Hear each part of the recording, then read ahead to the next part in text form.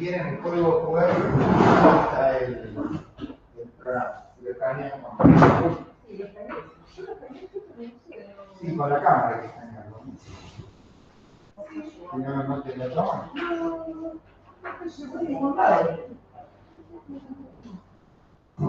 Es al programa que está lo que te Al programa que llega.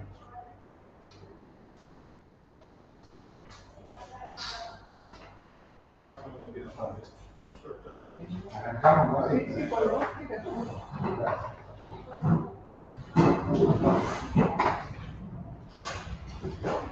¿Está todo listo acá?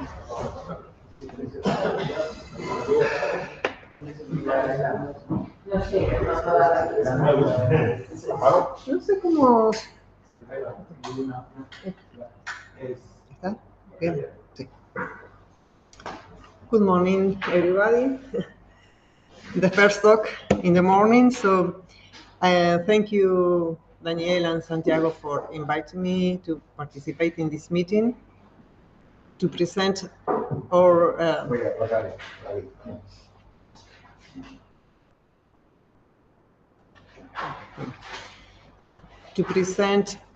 our research on potassium use efficiency and sodium accumulation interplay. This project involved these co-authors, Mauro Silva, Jorge Moriconi, Leonardo Gualano, and Guillermo Santamaria, present in the room, and myself. And we are complementing expertise, physiologists, and geneticists. So I will tell you our results. Well, I'm going to talk about potassium use efficiency in presence of Malcolm, so it's a bit a deal.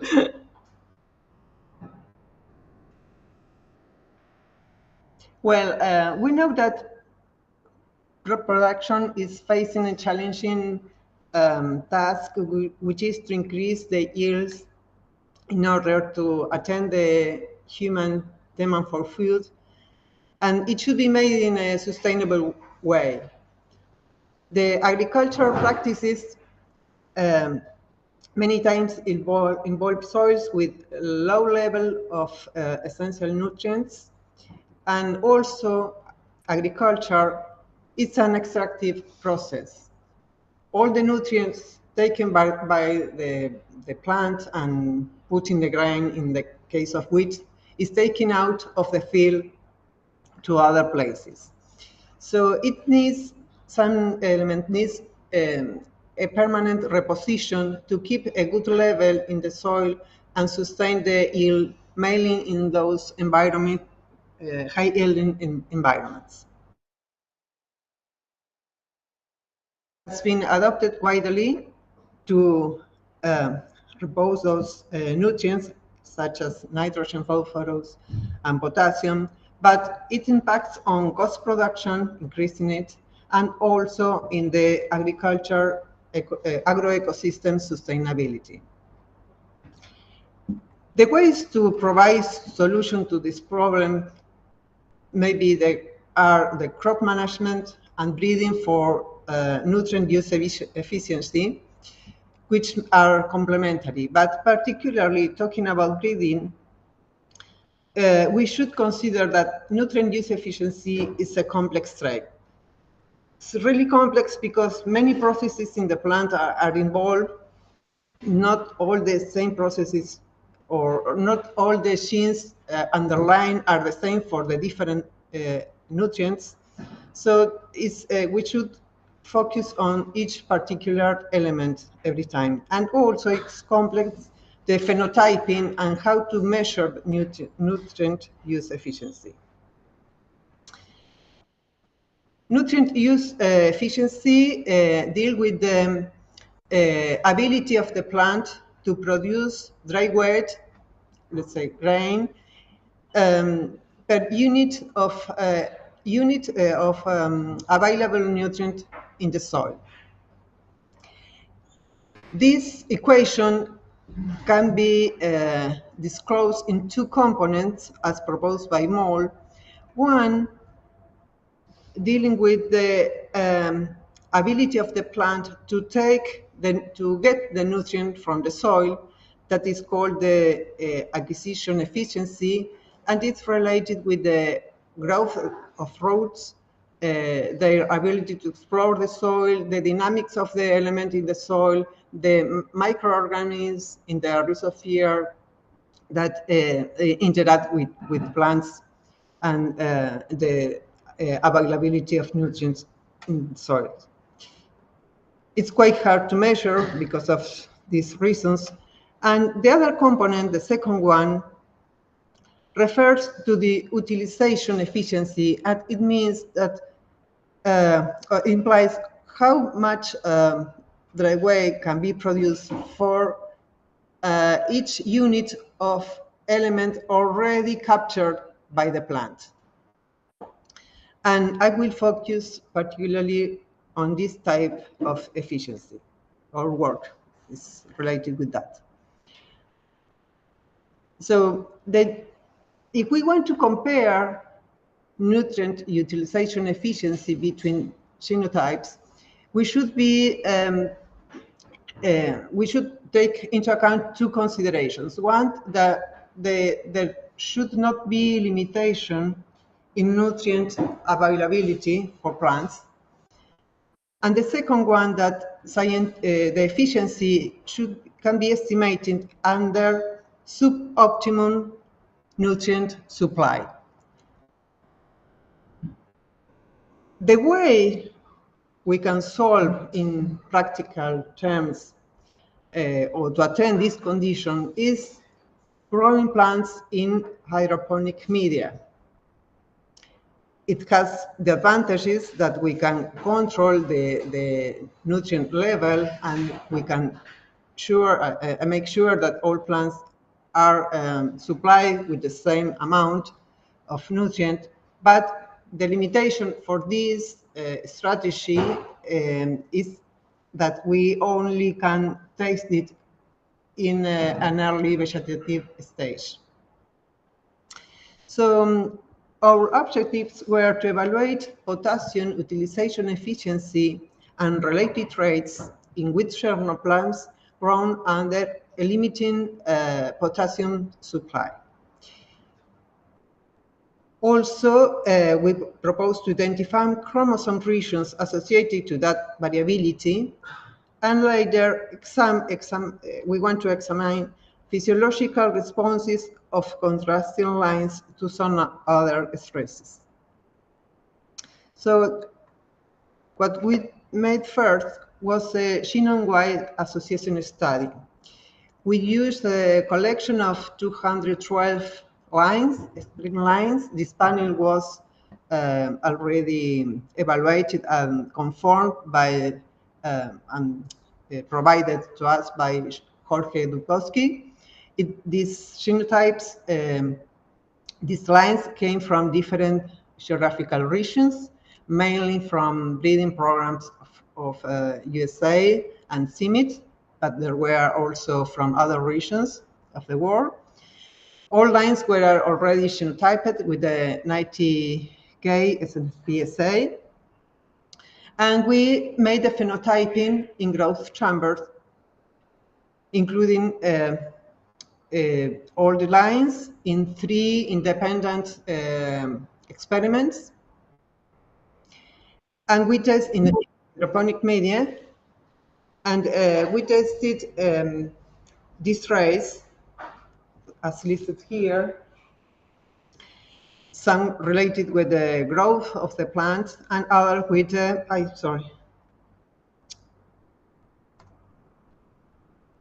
with the concentration and partitioning of potassium and also sodium. And we used a dynamic estimator of potassium utilization efficiency. It's dynamic because it reflects the dry matter accumulated during a period of time per unit of elements of nutrients. Well, the first this characterization in terms of phenotypes, showed us that there was a significant variability for all the measured traits. But I'm not going to show you all. I want to highlight some of them which are related with the sodium dynamics. It is the partitioning of sodium between shoots and roots. We observe here, sorry, there is no, the pointer, okay. We can see here that there is a wide amplitude in the phenotypes we observe for the partitioning of sodium, which is 18 times the difference between the lowest phenotype, I mean the lowest value we observe in sodium partitioning and the highest one. And close to that is the amplitude we observe in concentration of sodium in the shoot. These both traits show the high heritability and suggest us that it was a trait that we could see quite easily in some progenies of plants later in genetics studies. In terms of potassium utilization efficiency, we observe also significant differences at shoot level and in the total plant. But the heritability is quite lower compared to that we observe in sodium dynamics parameters. The interesting point is that the sodium partitioning and concentration in shoot are positively correlated with the potassium utilization efficiency. So we propose to use concentration of sodium as a proxy to study or to follow the potassium utilization efficiency. Based on that, the differences in concentration of potassium are wider. Next, we did the analysis to find regions on the chromosomes with possibilities to explain or to find genes controlling these differences. So this is the summary of the marker trait association we found in this work. Here I am presenting the results from the tassel analysis, but we observe the same results in terms of significant markers with different algorithms. So the result looks quite robust, mainly for those markers mapped on chromosome 1b. All these markers are mapped on chromosome 1b on the long arm, and we could detect two regions on this. One we call 1BLA, and the second one is the 1BLB, these two regions. There were also one more SNP significant on chromosome 3A, but we focus our subsequent studies on the regions on 1BL chromosome. These results show that these markers were significant for sodium concentration and partitioning, but also some of them show significant association with concentration of potassium in roots and potassium partitioning. When we anchored, these regions may contribute significantly to the homeostasis at low level supply of potassium. And we observed that in the 1BLA region, the explanation of different of the markers for these traits were about 0.24 for sodium partitioning and 0.29 for sodium concentration. And in region 1, the BLB, we got close values to them. So we anchored these markers to the reference genome of Chinese Springs on the first versions, RefSec version 1.1, and we observed that these markers were pretty close. This is the physical map of chromosome 1b, and we observed that they were pretty close, as I said. There is about 30 megabases. These regions, in terms of genetic distance based on consensus maps, are about 2.53 centimorgan apart. So there seems to be two different factors or different contributions from these regions to the phenotypes we are evaluating. In terms of candidate genes in regions, in the region 1BA, we found 21 high confidence genes annotated in this linkage block. And from then, we propose two genes as possible candidates. One is a calcineurin-like genes. In fact, it's a tandem of 3 genes which were observed to be involved in the maintenance of potassium homeostasis. And also a second candidate for us is a heavy metal transporter, also involved in dynamics of this element. The calcineurin like gene is homologous to one observed in barley, affecting this trait too. So after those findings, we are moving forward to a better understanding of the physiological processes and the genetics involved in this. So from the panel of 212 lines, we selected genotypes contrasting on their phenotypes for the sodium partitioning. So we selected 3 lines with low sodium partitioning. I will call these genotypes 1, 2, and 3 to make it easier later explanation.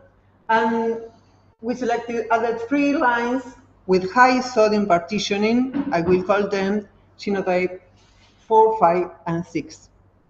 And we use these selected lines to do physiological studies and to do some genetics analysis by a genetic approach by biparental populations.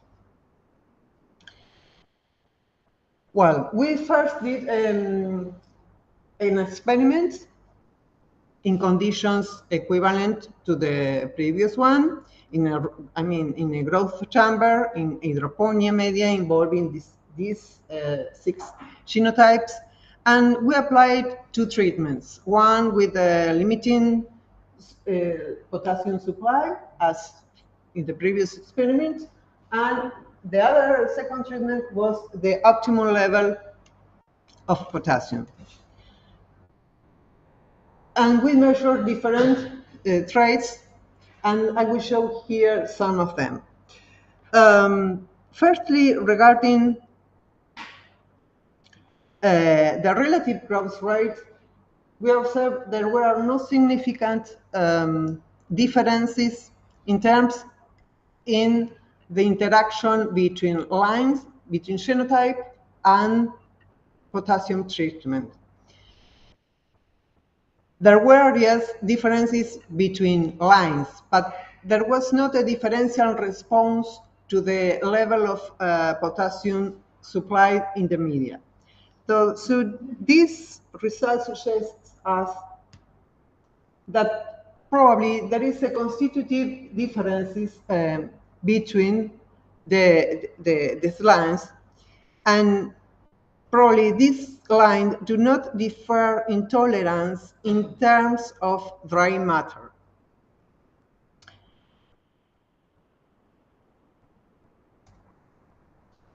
Secondly, when we observe parameters related with sodium, and in this case we have sodium concentrations in root, in shoot, partitioning, and also we measure the absorption rate of sodium and the translocation rate of sodium. And we observe in all those variables differences between genotypes, but also a significant interaction between lines and treatment. I mean, the level of potassium supply. In the case of utilization efficiency, potassium utilization efficiency, we observe differences between the genotypes evaluated. We confirm in some way the results we observed in the previous study, and we use 4 different dynamic estimators, and all of them show us equivalent results. So going to the sodium concentration, here we can see more clearly which is what makes the interaction between lines and treatment. Here we have in orange the results observed under limiting potassium supply. We have the genotypes 1, 2, and 3, remember, are those chosen with that showed low partitioning of sodium, and genotypes 4, 5, and 6 are those ones with high sodium partitioning. In this case, we observe that under optimum supply, which are the blue boxes, there are differences, but not many, between genotypes. The differences are highlighted when we apply the treatment where the potassium supply is limiting. In this case, the genotypes 4, 5, and 6 increase notably the level of sodium in shoot. When we observe what happened with absorption and translocation, we observe also that those lines 4, 5, and 6 showing a higher level of absorption and also translocation. So we may conclude from this part of the analysis that higher sodium concentration in shoot can be explained in those lines showing at the beginning the high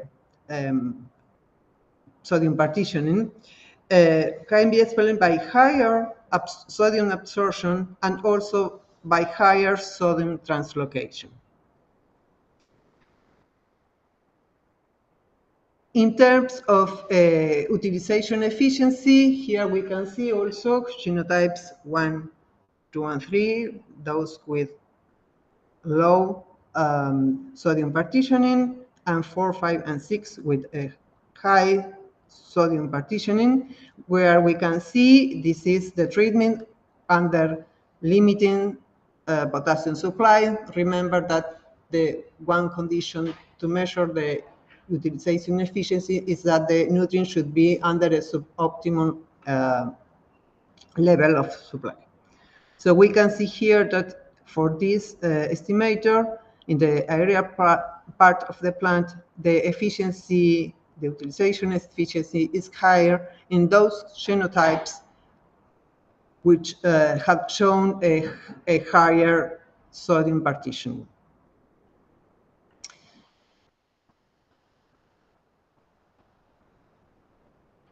Then we move to some genetics analysis, and for that we developed two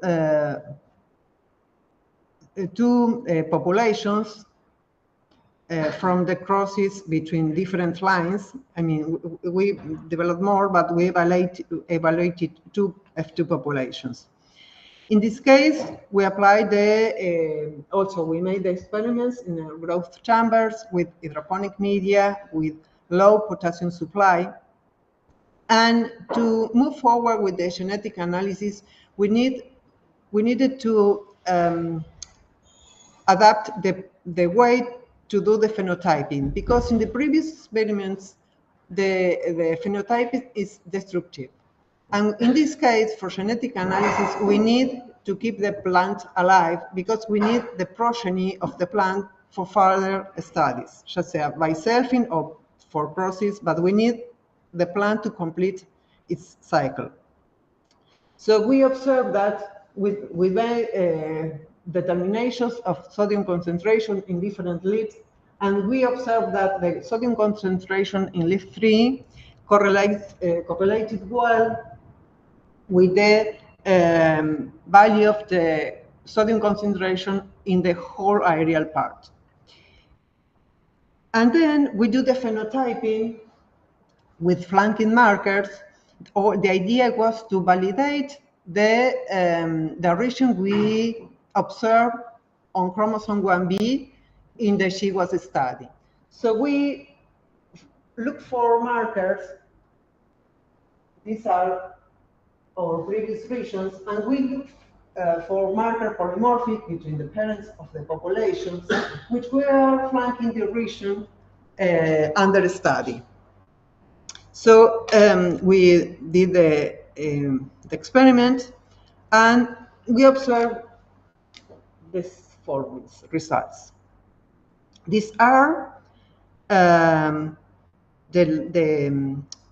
sodium concentration in the leaf 3 for each population. Here we have the parents of the populations. The genotypes involved in both populations are different. Also, we observe the F1, the heterozygous plant, and the distribution of the mean value for the F2 offsprings. And where we observe again the contrasting phenotypes of the parental lines in both cases, and the F1 showing a dominant or intermediate, depending on the population, value between both parents. But looks like a high concentration of sodium is the dominant trait.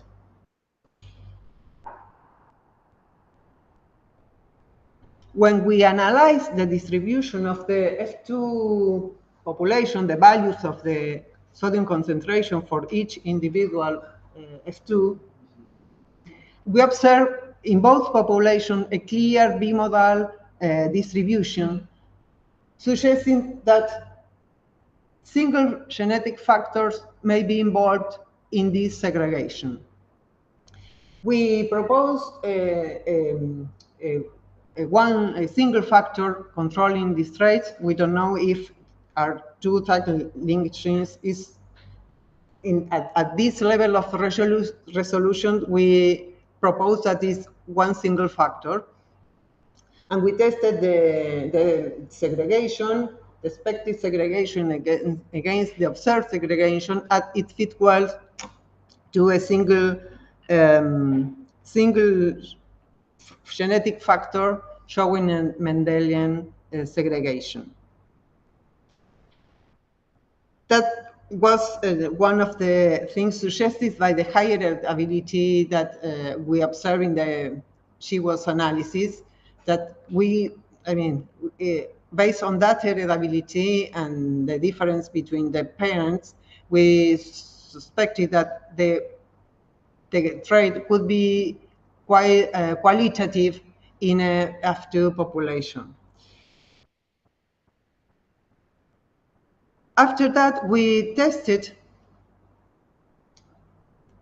how much explain the single marker, the flanking markers of the variation observed in the phenotypes. And when we did the single marker analysis, we observed a significant association between the markers and the variation in the phenotypes. It means that the molecular markers and the trait measure, in this case, the concentration of on leaf 3 of the concentration of sodium in the first leaf, co-segregates. And this marker explain about 50, 60, depending on what, but is high proportion of the variation observed. In the case, in the population 1, we are around 50%, and in the second one, it's the value is around that for one of the marker, and a little lower for the second one. So it means that this region in conjunction, we are not dissecting here how much contributes every region, A and B, to the phenotype, but in conjunction, we can validate that region detected by the GWAS by this genetic approach. It's something important for us because genome-wide analysis every genetic approach should be validated with a different strategy, and in this case, we are complementing GWAS with biparental mapping strategies. So, in summary, we propose that using a pyramidal approach to improve potassium utilization efficiency based on sodium accumulation. The GWAS suggested a measured variation for sodium accumulation, and that's something important I didn't mention, that in that region, in 1 BLA, we didn't found any alkali cation transporter there. So this accumulation is not explained, but any transport already described. And this region was validated by genetic analysis. The variation was mainly associated to 2 somes on chromosome 1b and candidate genes, so SOS 3 homologous have been identified, but we need to confirm and validate they are involved in the variation in the phenotypes we are observing.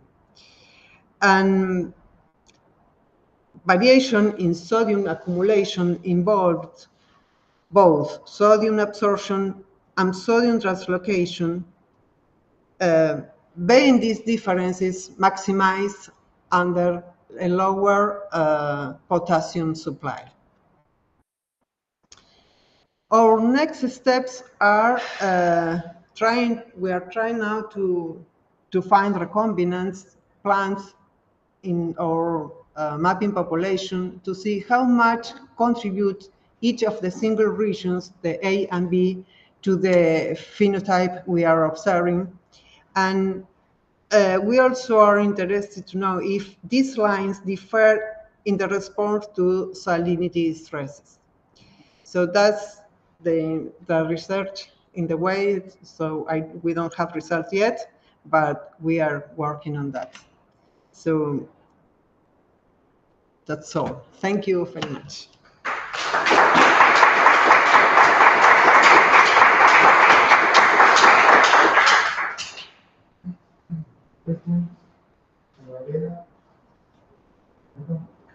So, I gather all of the work is done with young seedlings, is that right?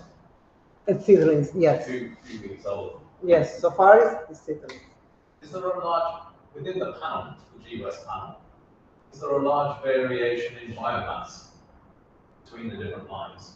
Biomass, there was, I don't remember exactly, but there were differences about between the lowest and highest 2.5, the amplitude.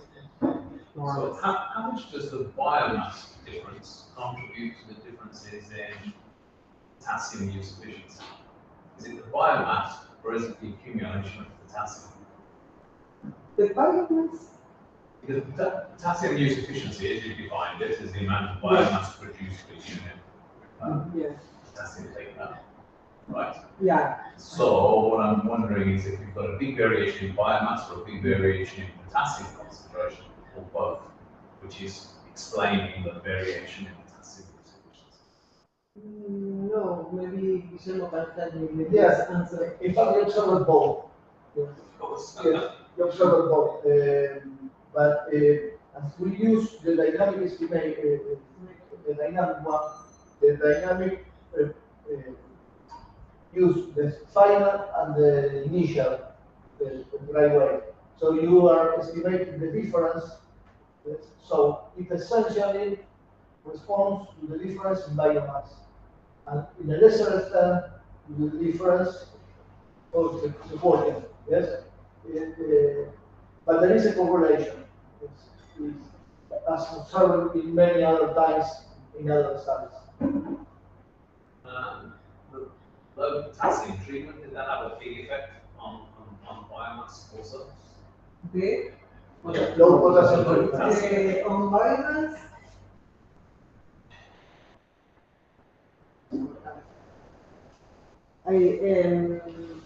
there were differences in the effect. I mean, all in the biomass there were differences in the rate of growth, but all the lines moved more or less equally. More or less. In terms of the effect of differences. So it was an effect of the low potassium, but it was the same, similar Yeah. for all germplasm. Yeah. In these sets of lines, no? Just. And the final question is, have you ever looked at mature plants and mature grain to see if there is kind of variation in sodium and potassium concentrations in the grain? Not in this material, I don't remember, but we have the caution to use seeds from all the same harvest in the same season, in the same place, just to avoid differences from the origin of the seeds, to make the experiments. But as far as I remember, we didn't test the sodium concentration in the population of the grains. That's a question that remains. Yes, in some moment we must go to the field. So we have a large data set like that to share. So we looked at a large one, or we are in the process of looking at a large population. Maybe you know the Watkins collection.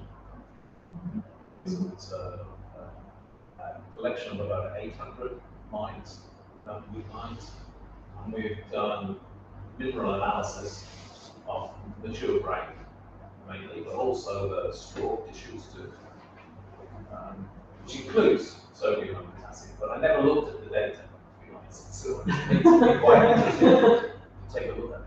Yes. So we have we've been doing this in the field for just in our third year. So we have a big data set on this. And we will publish that data set to make it publicly available very soon. We haven't really focused on sodium and potassium, mostly on the minerals which contribute to human and animal health. But you have the data for potassium and sodium. Indeed. It would be interesting to see that.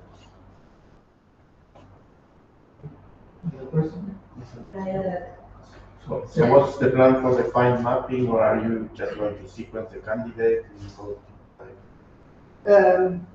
We are developing, yes, near isogenic claims. We want to test match precisely the contribution of lines, but we will have a preliminary approach by the study population, and the idea is yes to try to move forward to close the gap in the region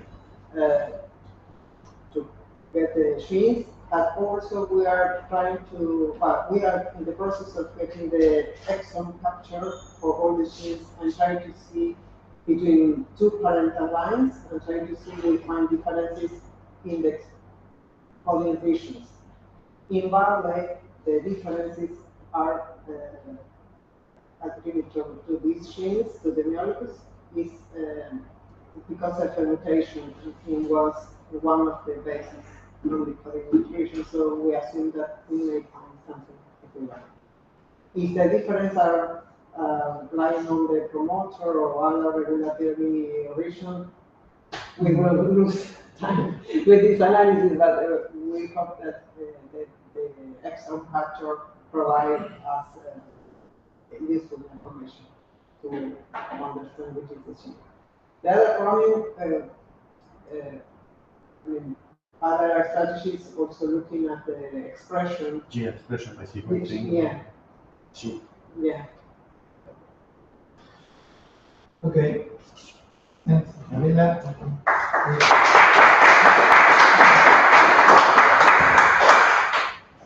Next speaker, Marcelo. We have more delay in the time.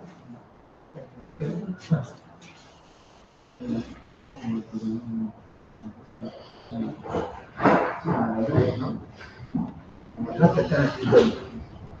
Pero estaba en escritorio.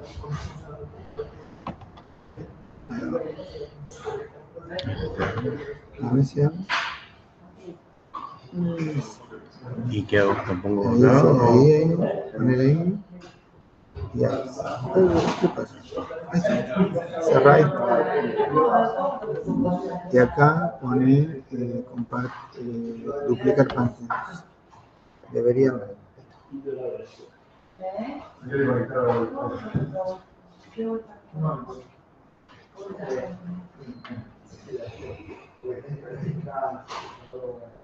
No tienes nada invitado.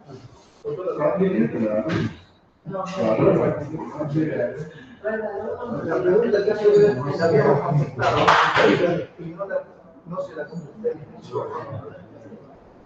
Estoy buscando. Sin comentarios. Estamos en lo. Vamos a ver qué pasa. Sí, ¿cómo anda todo? Bien. ¿La sociedad? ¿Y la sociedad bien? No, El Congreso estuvo. Estamos El Congreso fue muy bonito. Sí, yo no puedo. Ahora debería. Quedó Charlie García Marta como.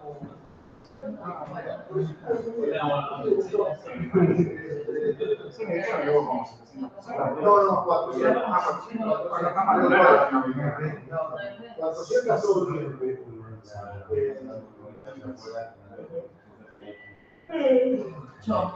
Gente con mucha.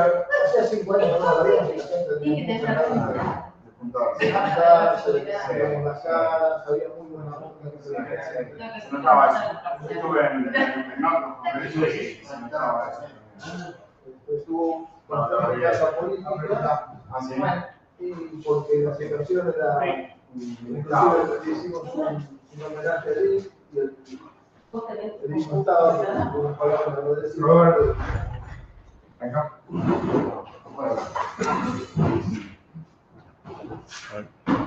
Thanks a lot, Daniel, for the invitation to speak here at this wonderful workshop.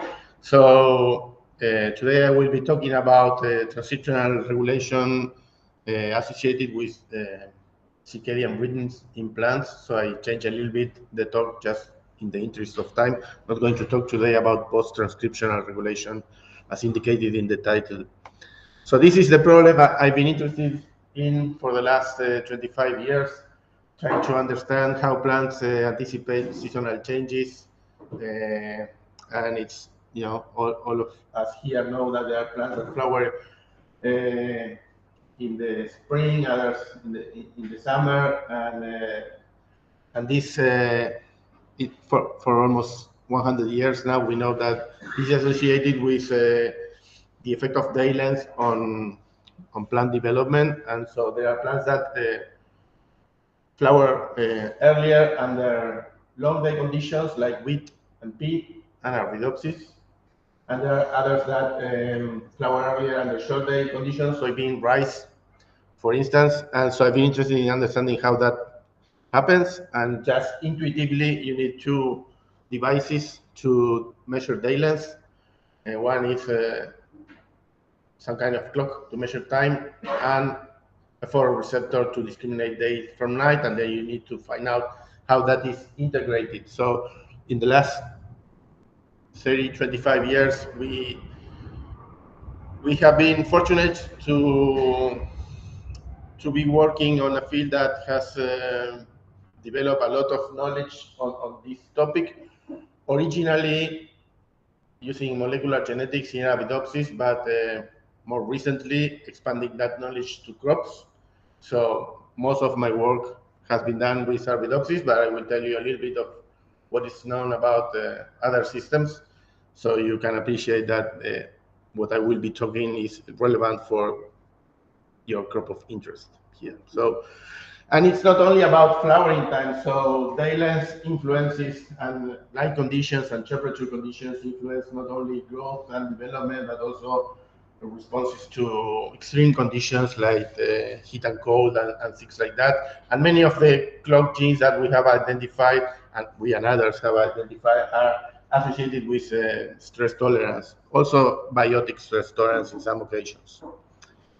So this is a brief summary of what was known like 10 years ago about the network of genes controlling biological timing in plants. And there are like 3 or 4 families of clock genes. The first ones were MIP transcription factors, CCA1 and LHY. LHY stands for for late flowering and long hypocotyl. So it's a mutant that had a late flowering phenotype, insensitive to photoperiod in Arabidopsis, and long hypocotyls, and that was associated with a tDNA insertion that led to overexpression of this transcription factor, LHY. And so there is a parallel of that one, CCA1, circadian clock associated one, those are genes that are expressed with a peak in the morning, and they repress the expression of a second family of transcriptional regulators, the so-called pseudo-response regulators. PRR1 is also known as top 1 timing of CAV expression 1, and then you have PRR5, 9, and 7. They are expressed sequentially from the morning to the afternoon, and then the proteins encoded by these genes repress back the early morning genes. So you have 2 sets of transcriptional regulator repressing each other, and there is another set of transcriptional repressors that are collectively known as the evening complex genes, and these are L3, L4, and LAX, which repress some of the early morning genes like PRR9. And so more recently,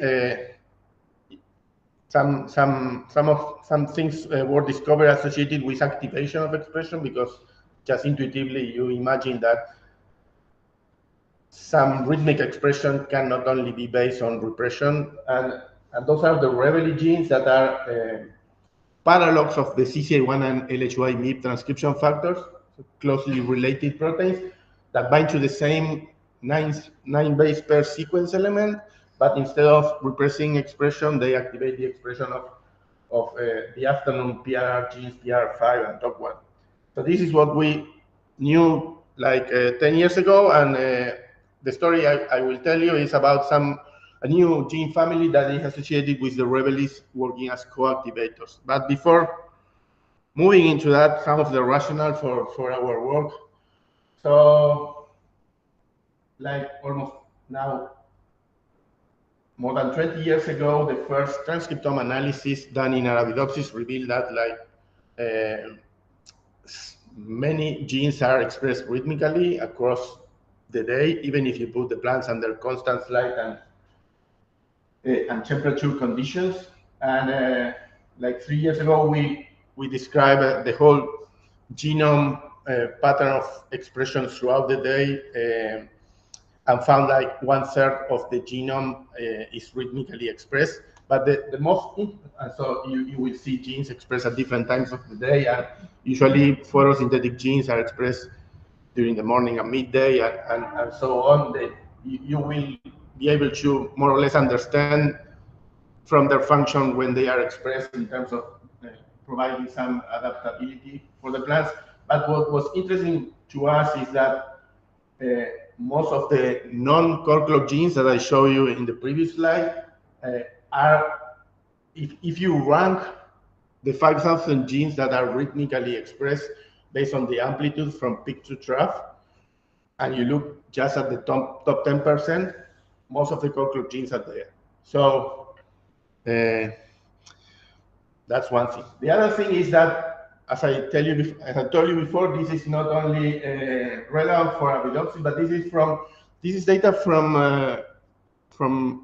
Rachel, who spoke yesterday about gene expression in wheat, but she has this paper in PLOS Biology from Anthony Hall lab, characterizing the circadian transcriptome of wheat, and you can see that most of the clock genes are expressed in the similar phase. There may be some subtle differences, but and this is just one small part of what was described in that manuscript. But most of the orthologs from Arabidopsis and wheat, they are clock regulated with similar phase of expression, suggesting that they are acting similarly.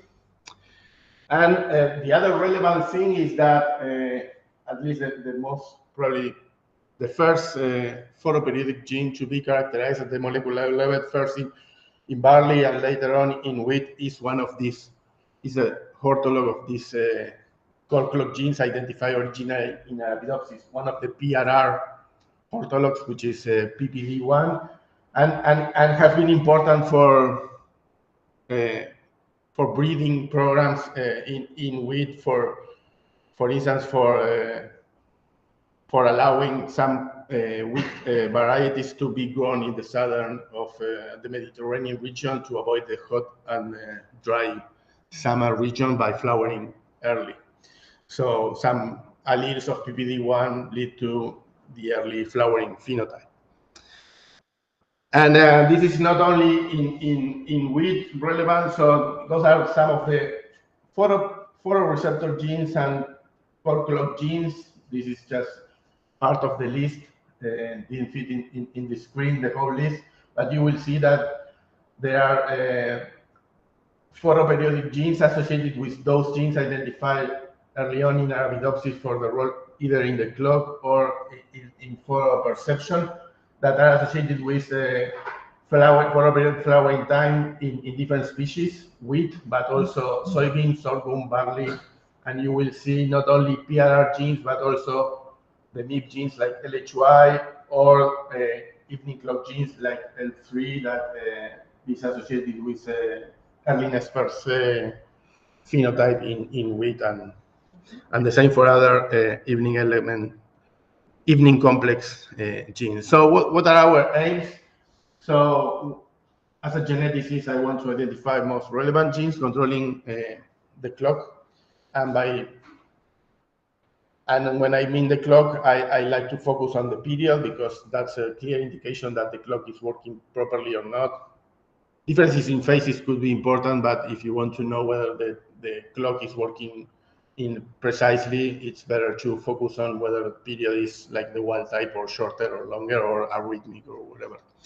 So we focus on genes controlling circadian period. We want to understand how they interact, constituting a gene regulatory network, and to see whether what we found could be used to breed new crop varieties. So what we do is we just use combine genomics with forward and reverse genetics and eventually biochemical approaches to dissect these gene regulatory networks. So as mentioned a few minutes ago, most of the core clock genes that have been described are within the, so they cycle in expression and really are high amplitude cyclers. So the hypothesis was simple. There may be other core genes there, and maybe one of the simple reasons why they might not have been identified yet through genetic screens, which have been thorough, is because there could be gene redundancy. So if you look at EMS screen or any other screen that can be, so if there is redundancy among members of a gene family, it will be very difficult to identify those through forward screen. So we did, we combined genomics with reverse genetics for this, and we looked for genes that were highly clock regulated, but also light regulated. And when I say light is not only a source of energy, but also a source of information. And particularly for the clock, it's important for setting the pace of the clock. So light early during the morning or late in the afternoon adjusts the pace of the clock to changes in the season. And actually, I think it's this one. So this is what is known as a phase response curve. So if you shine light to any organism that has a clock, very early in the morning before dawn, you will advance the phase of the clock because the organism interprets its the day starting earlier. And on the other hand, if you shine light late, early in the night, late in the afternoon, the rhythm will get a delay. So you get delays on and advance on. And if you shine light somewhere here or here, you will get the strongest phase shifts. So that's why the protocol was giving light in the middle of the night and compare the effect to darkness on gene expression. But at the same time, because many genes respond to light in plants, we compare this, which is, so particularly this is relevant for, not only for plants, for any organisms. So light in the middle of the night has a strong effect, but light during the day has no effect.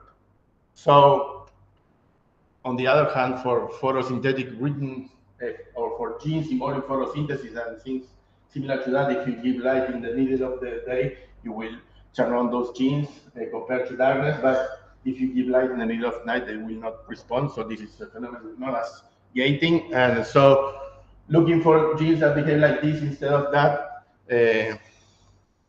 was our strategy. So that's what we did. And most of the genes respond similarly or more to light during the day than the night, but there were a couple of genes you can see here that respond more to light during the night than during the day. There were 65 genes that did that, and compare that to genes that were highly clock regulated. We narrowed down to 13 genes, among which among them, we found several core clock genes that were known, but there were 4 genes from a gene family that were they were unknown. There were no known function associated with them, and they didn't have any recognizable domain in their genes to say what they could be doing. So we did just reverse genetics, find mutations in those genes and combine them to see whether we could see a phenotype. And that's what, so we did found that, so these are link 1 and link 2 are the more relevant ones. They are expressed with a peak in the morning. They are regulated by light through the phytochromes, that's on the left side. And when you analyze single mutants, you don't see much of a phenotype, but when you combine at least link 1 and link 2 mutations, you get a clear late flowering phenotype, which is insensitive to photoperiod. And that's associated with a long period phenotype. So the clock is running slower than in wild type plants. And we combine that with characterization of the other 2 members of this family, link 3 and link 4.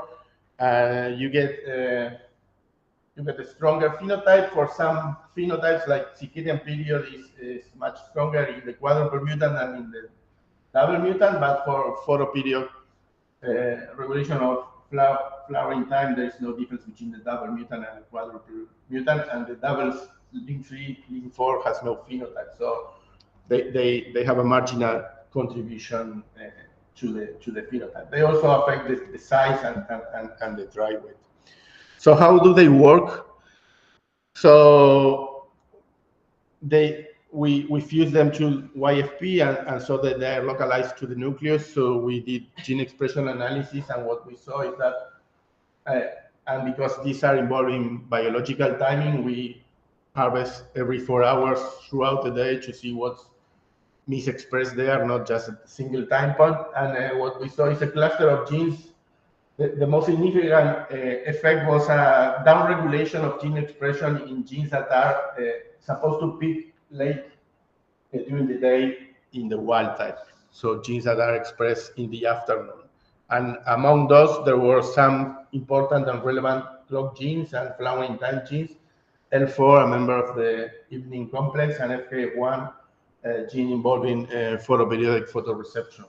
And PRR5, one of the members of the pseudo response regulators that is related to PPD genes. And in collaboration with a friend working in Barcelona, we could show that these genes have no DNA binding domain. So if you think they're regulating gene expression, they should be working with some DNA binding factors. And we could, by doing H2 hybrid in the lab of Paloma Mas, she was able to see that these proteins interact with the revelis, which are the MIB-related transcription factors that are paralogs of LHY and CCA1.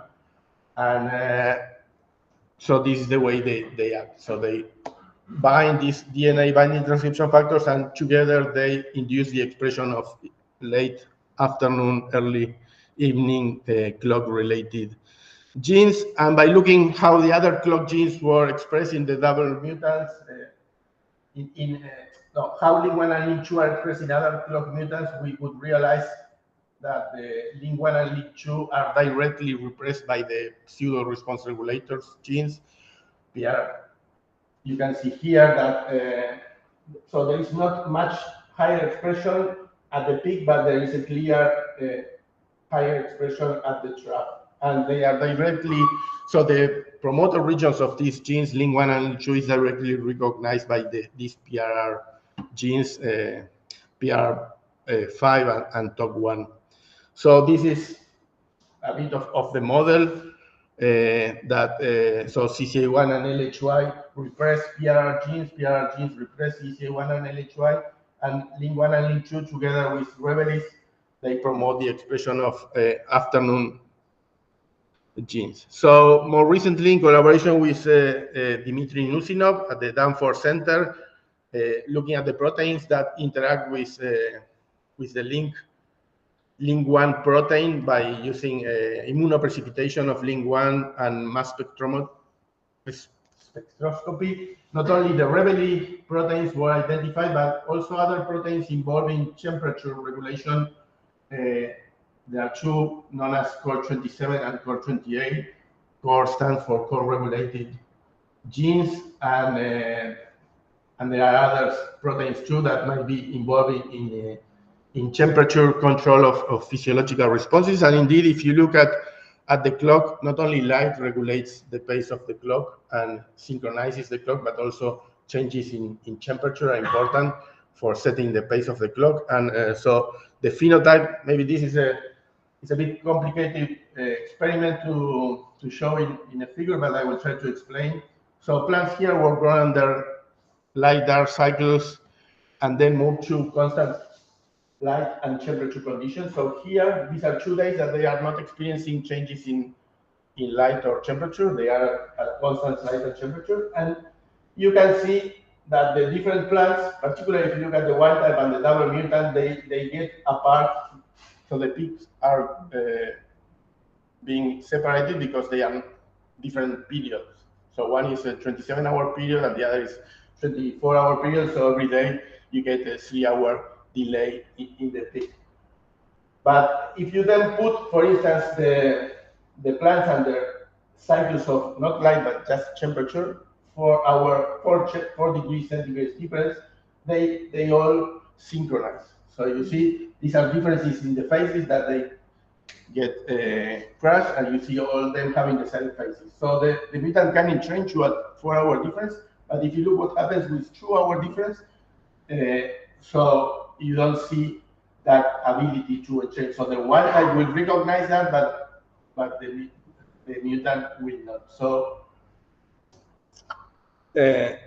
So these proteins are involved in temperature entrainment of the clock, and we are now characterizing the role in other temperature responses, not only under normal range of temperatures, but also in response to stress. And there has been a paper earlier this year showing that they're involving cold and heat stress responses, and we are following that too. So this is more or less of a summary of the state of the core clock network.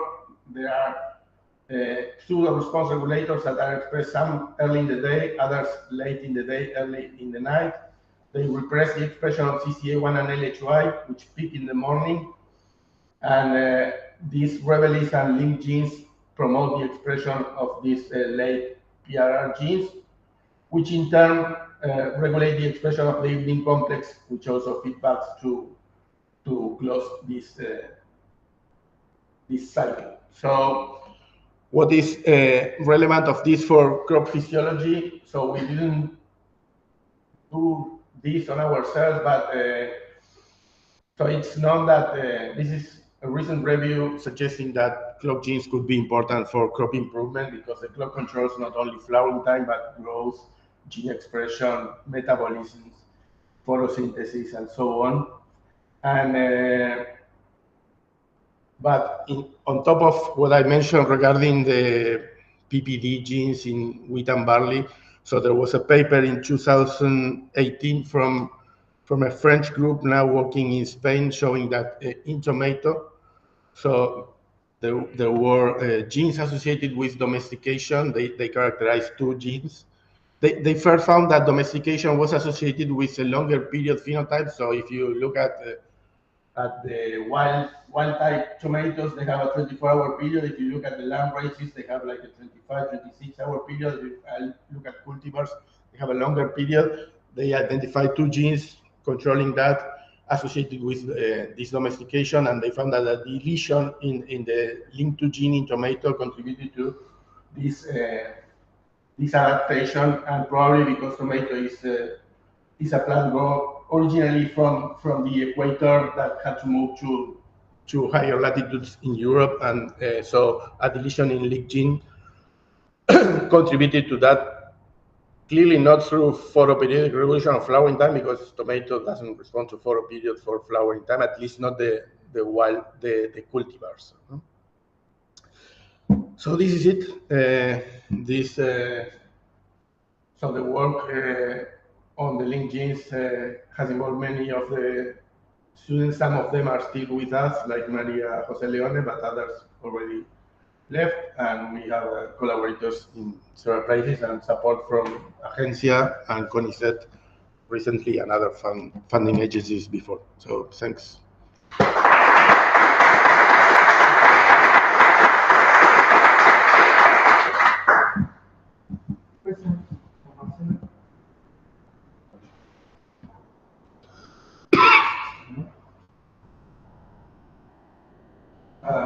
Have you looked at the link genes in something like seeds? Are they involved in? Good point. No. So if they're temperature sensitive to establish.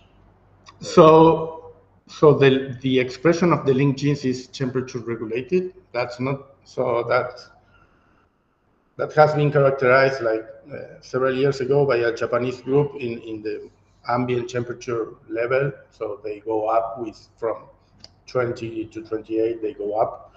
We found that they are also regulated by heat.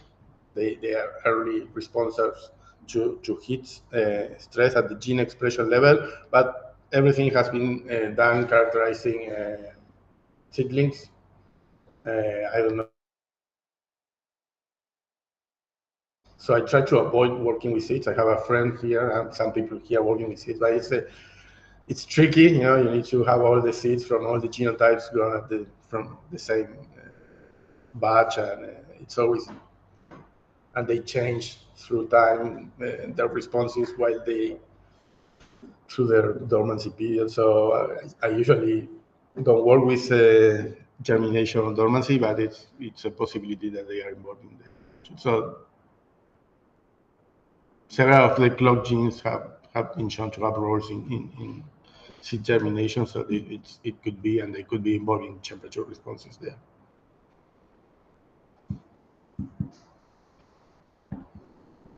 Okay. Thanks, Marcelo.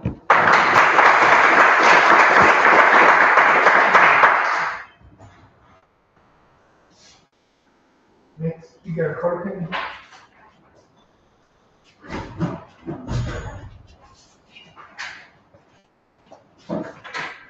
Tenemos que cambiar la máquina. ¿O qué les pasa con un pende? ¿Cambiamos la máquina? Sí, porque está acá. Pero esa es la máquina de acá. Es la máquina. Bueno, vamos, sacamos todo.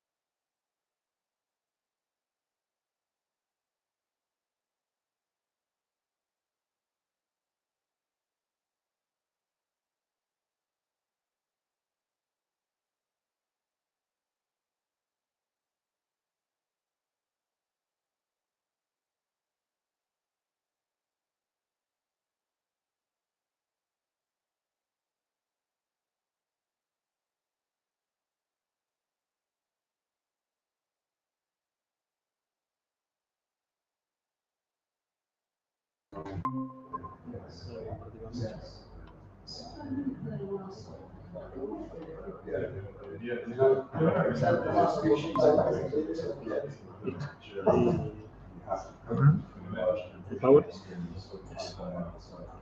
Y Y acá había que poner duplicados.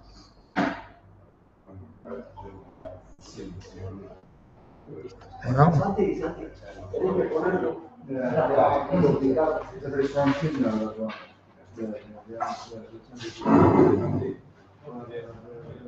okay. Thank you very much.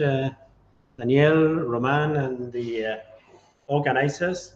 Sorry, can I borrow the spear?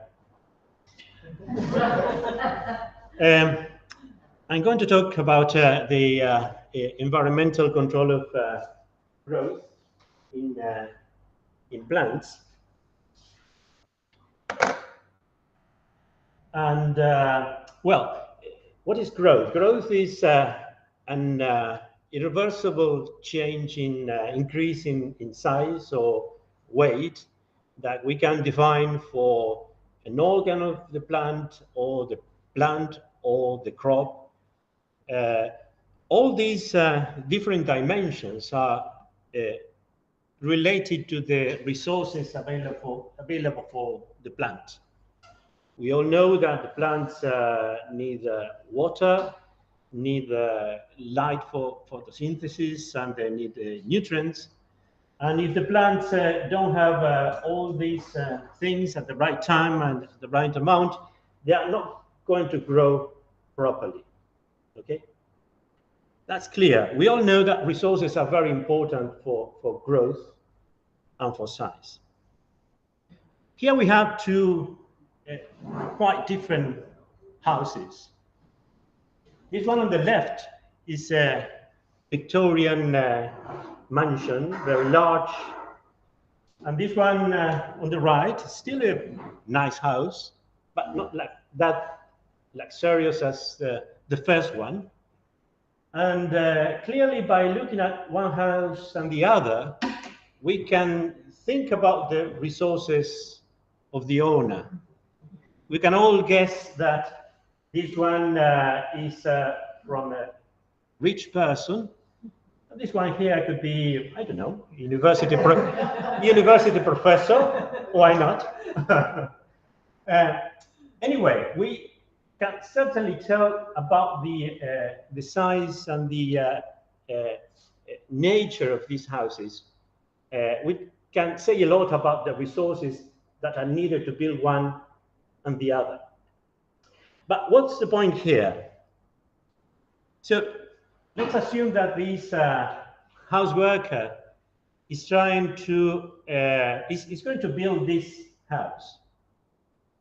Do we actually believe that this person here had in mind this house while building this house? And all of a sudden he stopped and I said, okay, I have to stop here.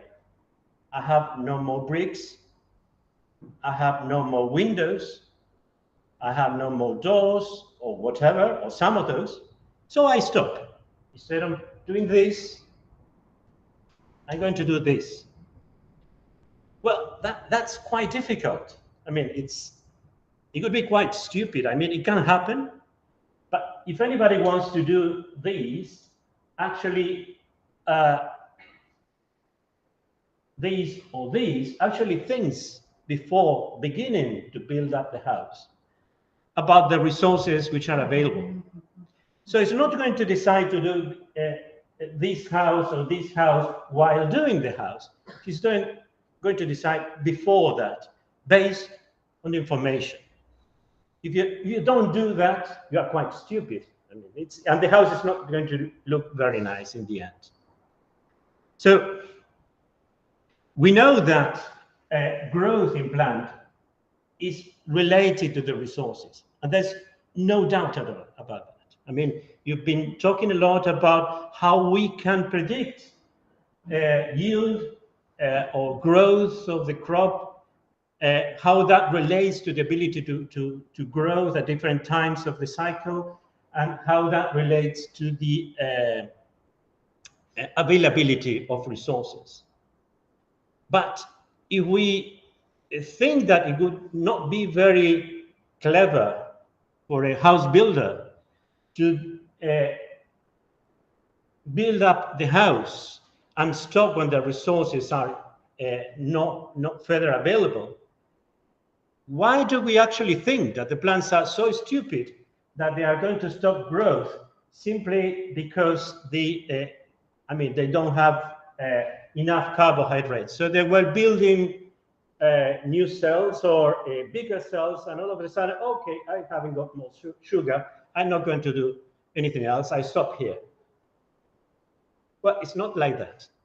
There's always a huge correlation between one thing and the other. Now, that's true. That's beyond any doubt. But there's something in between, which is this: plants always change their growth and development based on informational clues. In basically almost 100% of the cases.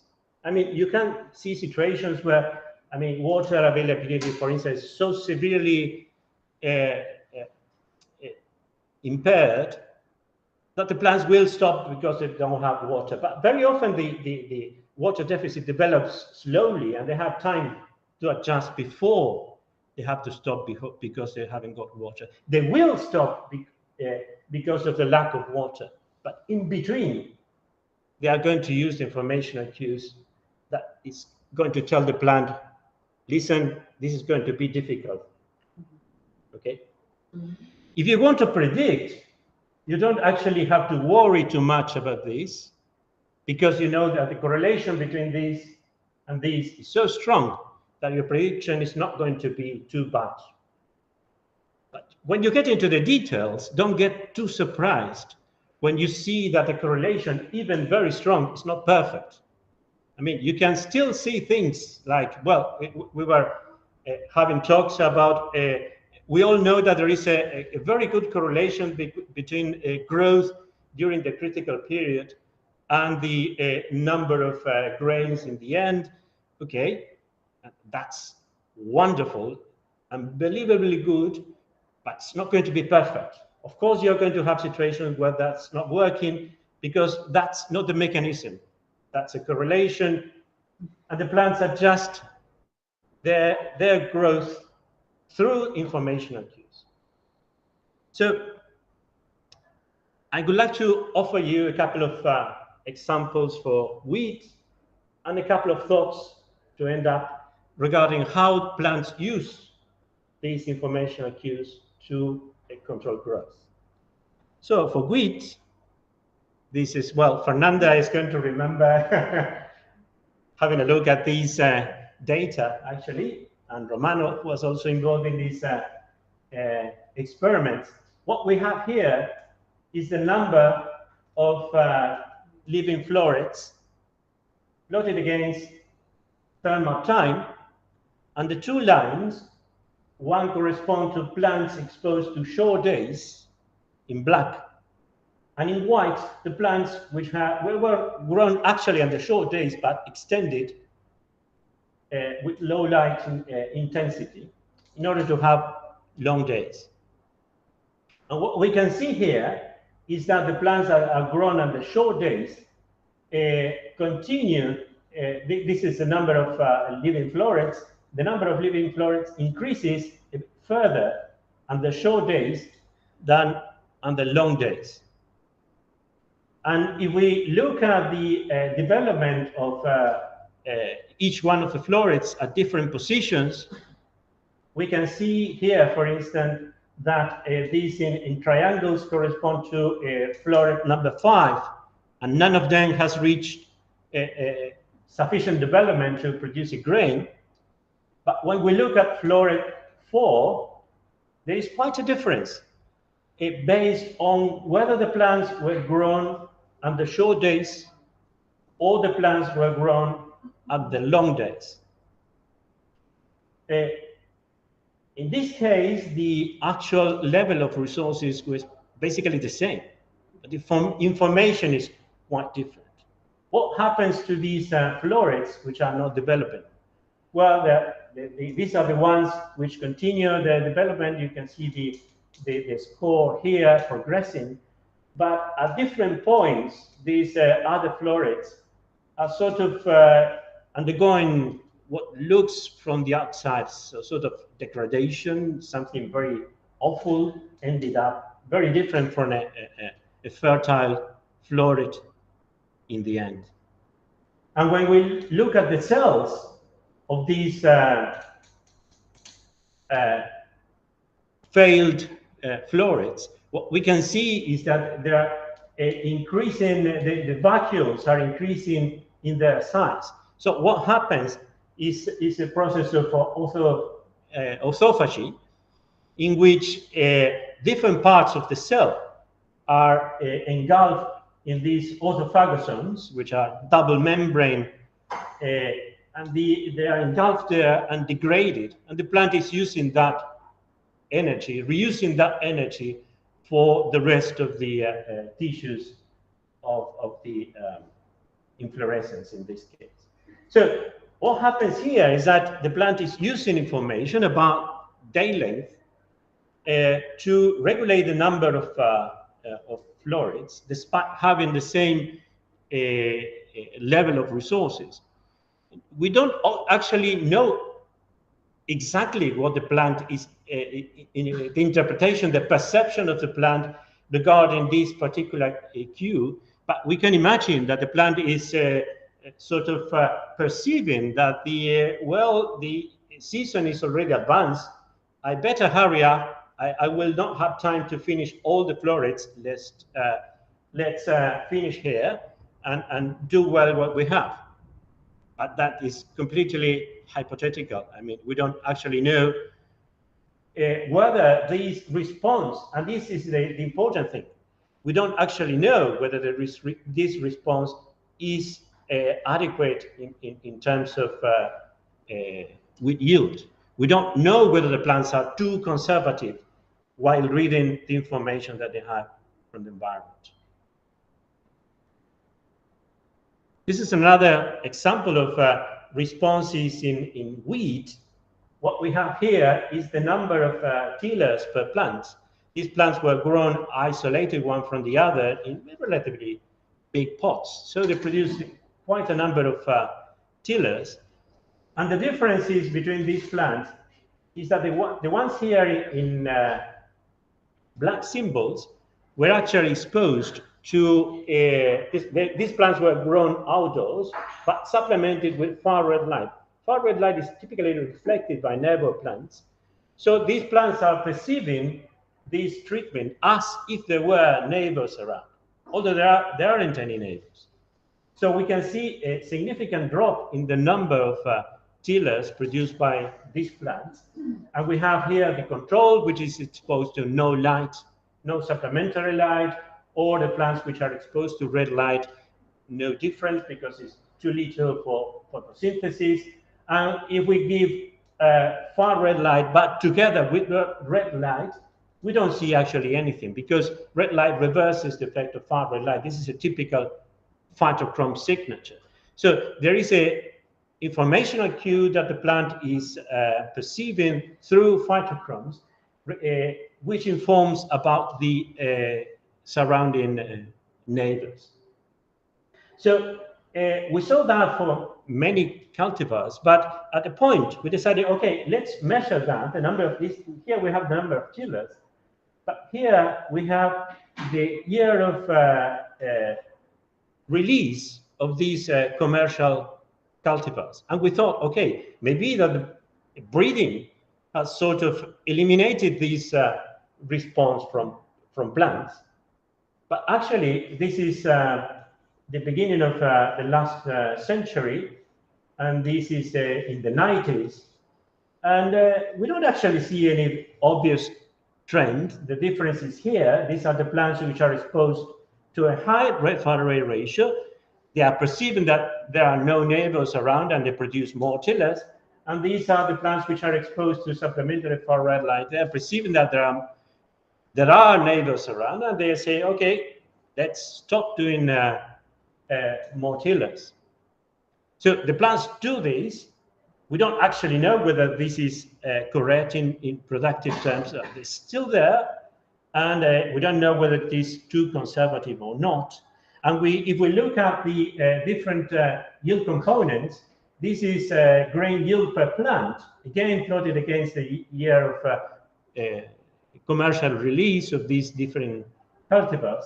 And what we can see here, that is particularly, the difference is particularly large between the plants exposed to the no neighbor signal and the neighbor signal for the relatively modern with cultivars by the time when we did experiments.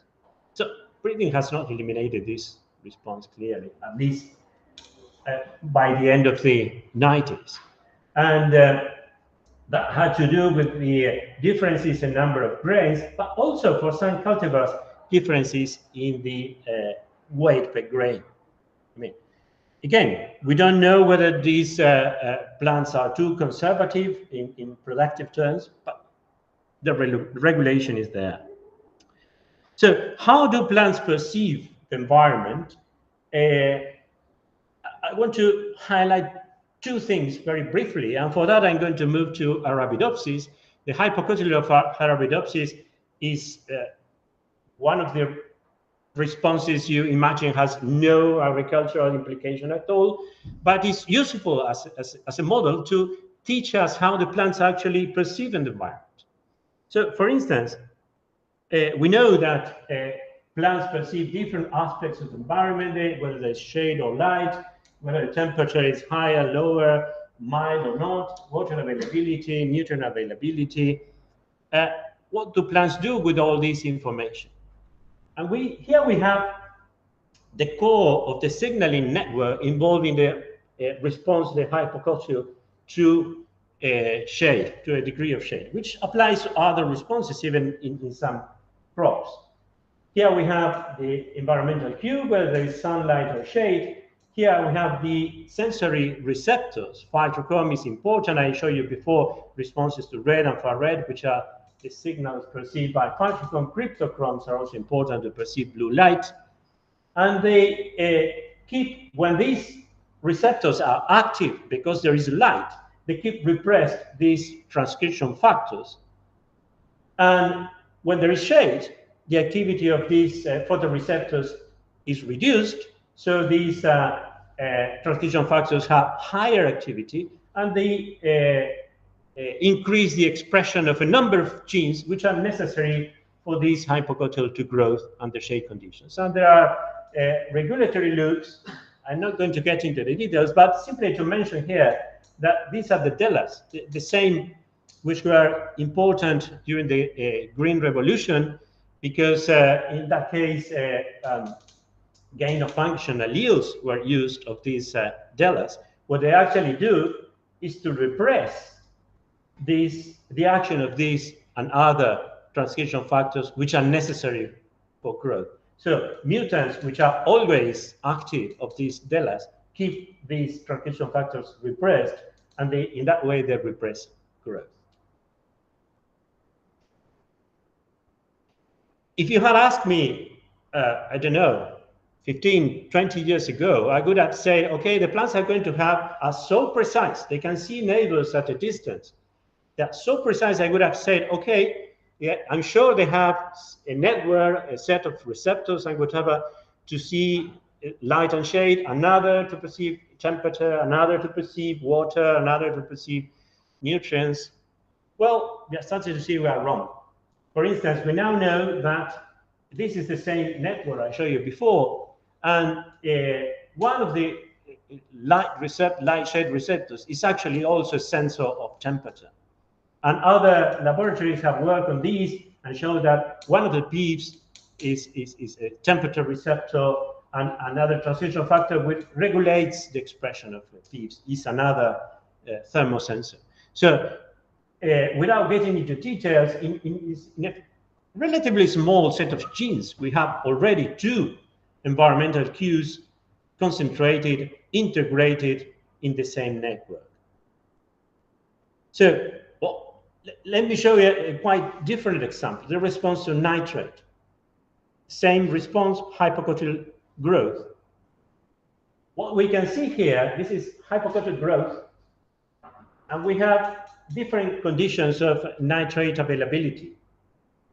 The first one is 0.5 millimolar all the time. The second one is 5 millimolar all the time. Actually, no difference at all in the rate of growth of the hypocotyl. But the plant is responding, the third one here, corresponds to plants which were at 0.5 millimolars and were shifted to 5 millimolar. they immediately respond with the promotion of growth of the hyperculture. And here we have the plants which were at 5 and go to 0.5, no change at all.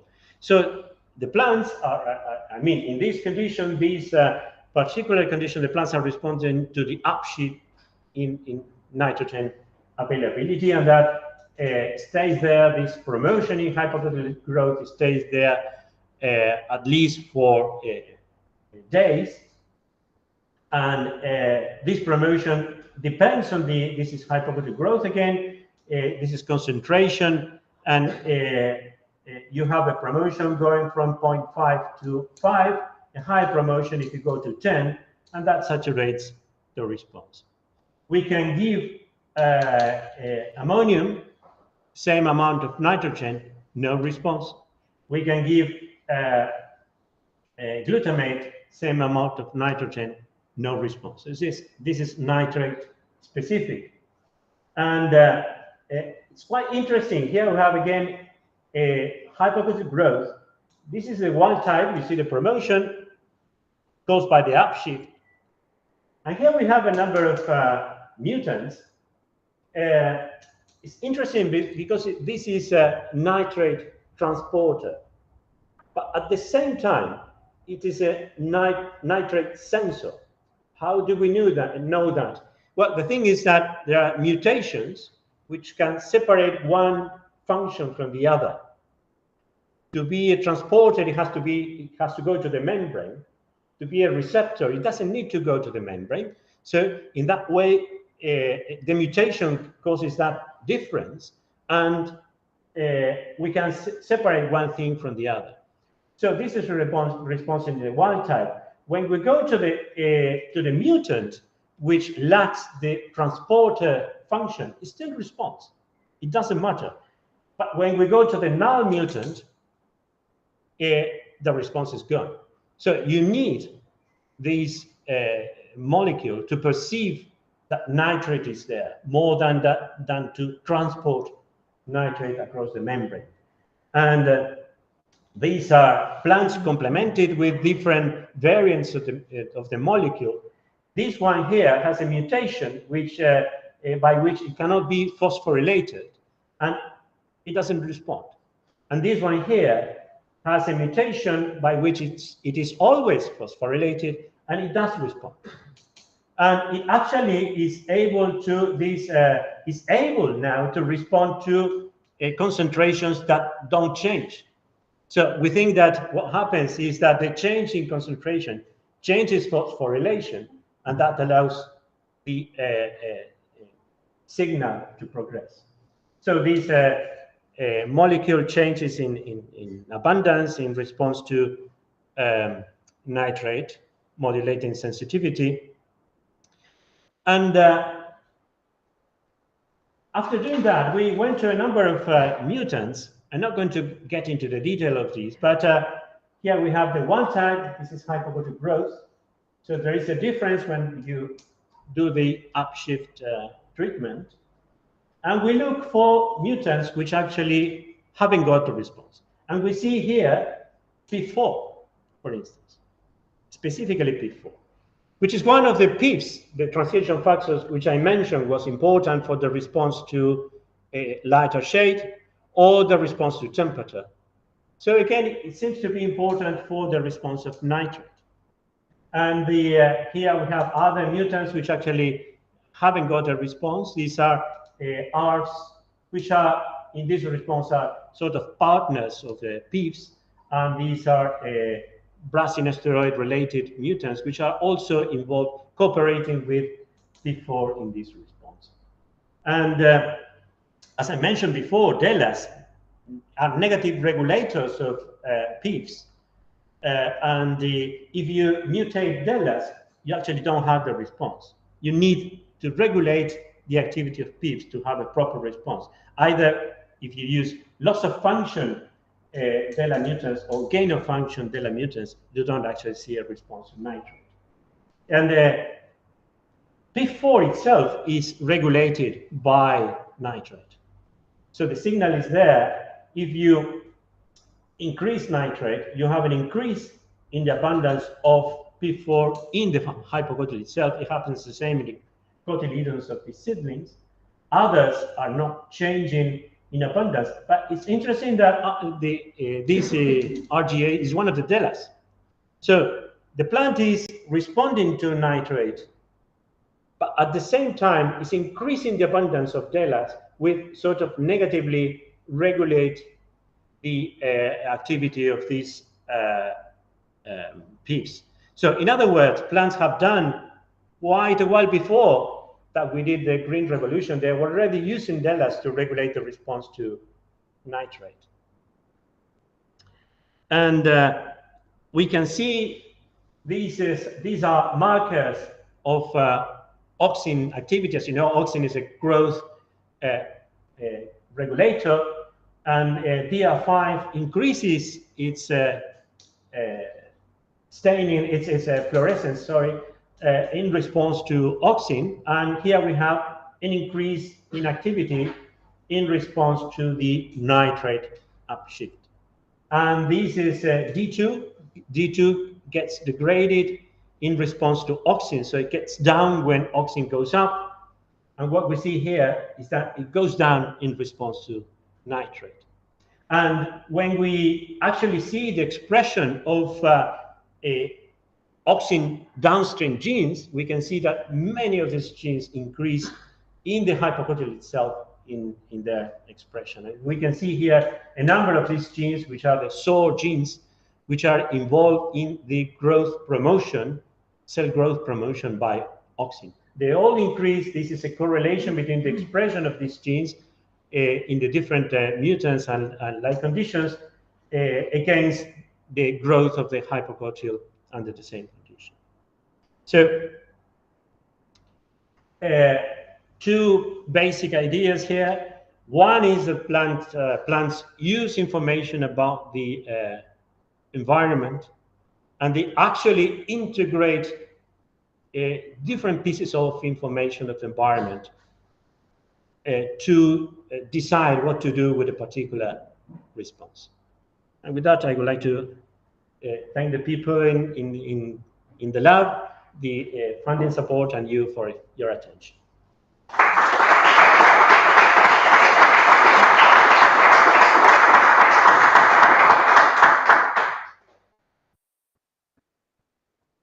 Yeah, nice talk, Jorge. I enjoy it. I have a lot of questions, but the first one is this one: do you think that your model for nitrate regulation can be extended to monocots? And if so, how?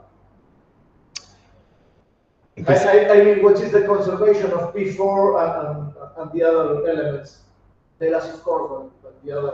Yeah, I mean, there are only partial responses to that. I mean, we don't actually know very well the function of PIFs in monocots. There are some samples, for instance, there's a PIF, which is quite important in rice for the response to water availability. I didn't mention today, but I mean, water availability integrates into the same sort of core genes. And in rice, there is one which is important there.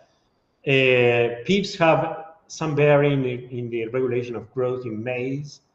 I don't know in wheat. I mean, I don't know. This is not the only type of response, not the only thing that happens in response to nitrate. It's not going everything through this pathway. Probably most of it is going through the same sensor, but there are other things which can happen in other organs which have been shown by different laboratories, and roots do additional things, and the leaves do additional things. So in principle, it's possible, but actually, I don't know. Very nice talk, Jorge. This information, the science, act as a trigger or are modulating the growth all the time during the growth cycle? In principle, from what we know is, at least for a hypothetical growth, it's a modulation in real time, because in this case is cell elongation what makes the difference, and that's regulated all the time. All these measurements were done in hours. We do very short measurements in these cases because we want to relate what happens at the physiological level with what we see at the more molecular level. And in order to change growth, you need to change the properties of the cell wall. You have to loosen the cell wall or not to loosen the cell wall. And everything is integrated there. I mean, if you have, we all know that a plant needs to do, for instance, photosynthesis for growth. But how photosynthesis affects growth, for instance? Well, you don't actually need photosynthesis immediately for growth. So a cell can grow without doing any photosynthesis at all for a while. But after that, the cell wall gets too thick. Too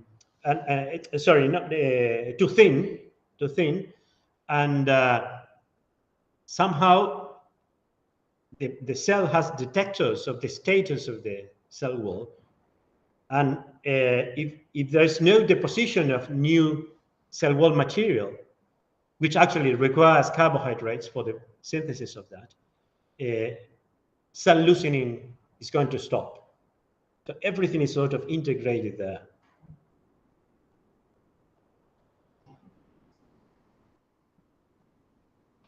Okay. Thanks, Jorge.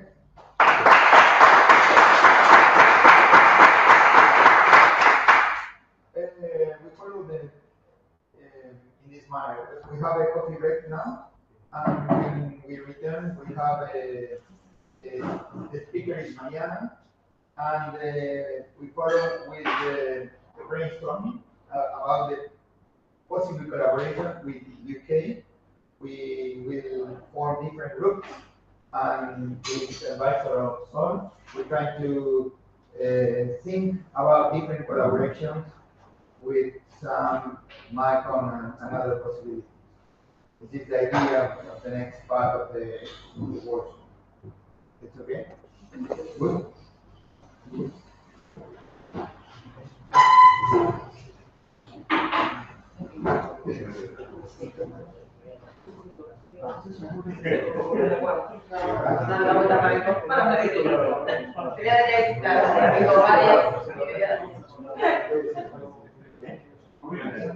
Para cuando hagan exposición, puedes hacer cosas, porque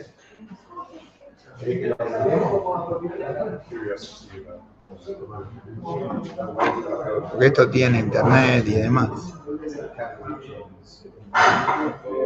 Como invitado, dicen. La habían cambiado porque la otra no andaba. Esta no anda.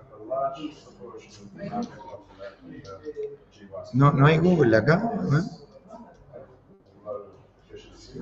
Sol, ¿cómo querés hacer? Sol, ¿a mí me hablas? Sí. Traje, no sabía si no te llamabas Sol también. No, Mariana. Ok. Traje en un PPT el desglose de cada beca. Ah, bueno. Muy resumido. Está bien. Lo más importante, la fecha de aplicación, cuál es el criterio de elegibilidad y para qué sirve. Sí. Eso con las becas. Sí. Y después hay proyectos o algo que vos hayas identificado. Es que ahí hay para armar proyectos. Okay. O sea, no son solo becas de movilidad, hay de todo. ¿Y qué hay hacemos? Mucho de research. ¿Nos reunimos en grupo? Yo diría que primero hagamos la presentación para que todos vean de qué se trata, cada una. Sí. Vamos tomando nota los que les interesan y una vez que tomaron nota, ahí hacemos por grupos o nos juntamos, o entre todos. Bueno. Ponemos ideas de qué se puede. ¿Vos lo conducís entonces? Sí, la parte técnica de qué quieren hacer por eso. Ustedes. Por ahí la parte técnica necesita o un brainstorming general o grupos. Vemos. Eso decímelo, yo no sé cómo. No, allá en Inglaterra nos reunimos en grupos, pero nada. Tampoco son tantos. No, por eso. Esto anda acá. Lo corro con mi mail. Sí, no, pero la idea sería, a ver si esto anda. No anda. ¿Eh? ¿Dónde está el arroz? Ahí está. Ahí va. A ver si esto anda. Bueno, ahí va. Acuérdate que corre del 10 de mayo en adelante, porque todavía no está incorporado. Metele un 20 de mayo. Estamos... No se ve ahí. ¿Por qué? No sé qué pasó. Digo, para que lo arreglemos antes de... A ver, ¿y cómo es eso? Sin señal. Voy a buscar a alguien que nos ayude. Espera. Sí, no sé qué pasó. No, la tenés que... Ah, sí. Hoy cambiamos las computadoras 20 veces. No, no está, mira. Esta es otra computadora. ¿Cuál la tenés? No, está en el medio. Pará. Está en esa computadora. Yo traigo.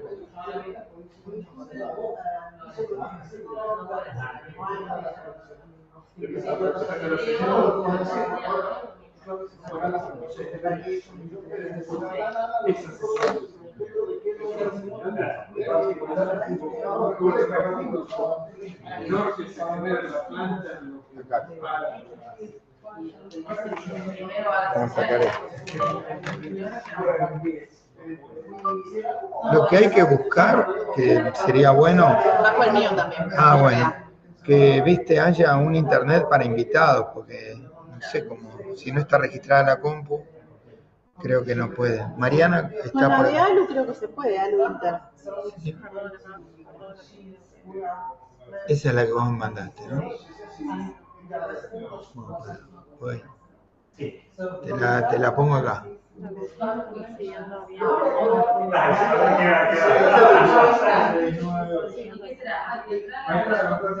A ver, me voy a fijar si funciona ahí, te la paso. Pero no tenés que tener registrado. ¿Cómo? No. ¿Cuál es? Espera que me... Mira, ahí anduvo. No solo con el PowerPoint, no solo con el PowerPoint, me parece que vamos a... No, pará, No, anda. No. Che, Vanessa, ¿Se desconecta acá? no sé qué pasa. Mira, viene. ¿Qué pasará? Sí. ¿Puedo dejar de compartir un segundo? Y después necesitamos correr este programa, lo necesitamos mostrar también. Bien. Funciona el Wi-Fi, el que te digo. Yo tengo el usuario y la contraseña, ¿querés que lo escriba?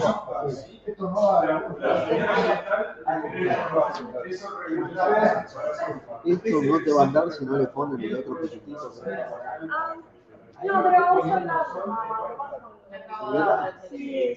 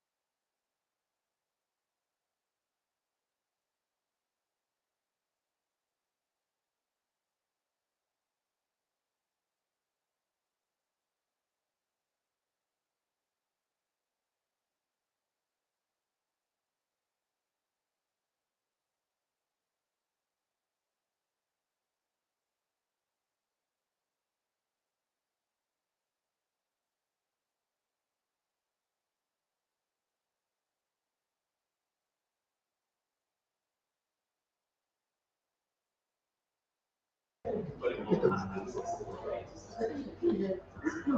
Algo tocaste. But it's a completely different thing. Listo. But it will still be Okay.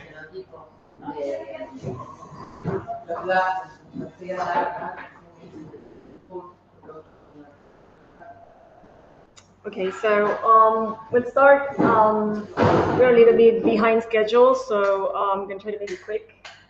We're going to speak about the models we've been developing in the group. We have two models. One is phenotypic based and the other one is gene based, but both are based on the physiology that is underlying in the genetic interactions.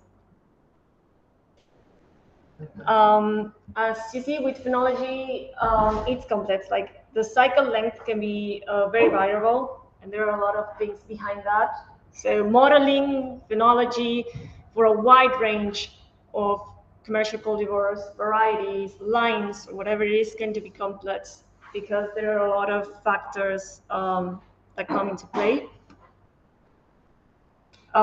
Here are the major environmental drivers for with phenology. As we've been seeing in the discussions we've had prior today, like maybe yesterday, and we're going to have a few more chats during the day regarding this. I'm not going to go very into deep, but temperature and photo period regulate with phenology and overall development, but particularly phenology, based on these three main effects, which are vernalization requirements. Okay, let me just get a pointer. Yeah. Okay. Vernalization requirements, photo period sensitivity, and earliness per se. This is indifferent to the genetic background we have. But however, those effects affect differentially based on the genetic background, which are what's behind that. As we see here, there are multiple genes. We've been discussing some of them. Some of them are, similar to Arabidopsis. And here we have three major groups, which are behind the phenology, which are the VRN genes, particularly VRN1, which is the most known. VRN2 is another group, which is also interacting with VRN1, but VRN1 for vernalization, PPD1 for photoperiod, and EPS, which is similar to ELF3 in Arabidopsis. In fact, we use a marker for ELF3D1 for our paper. And those three genes are the most known, the one we have more information, and which is very relevant for this particular work. Those are the most accessible when it comes to markers for breeders and for people that are the most, spread in use.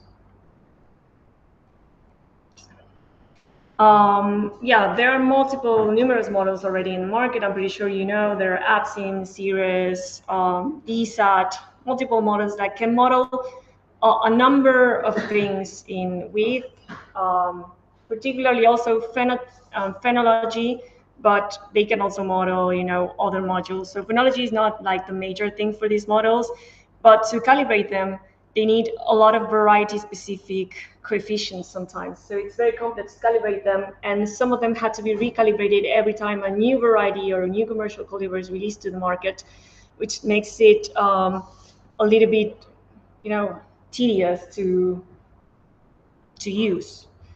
And having this, the wheat genome sequenced since 2018, like completely sequenced since 2018, we could use markers to, move away from the idea of using variety-specific coefficients and then completely work with the genetic backgrounds that these cultivars have.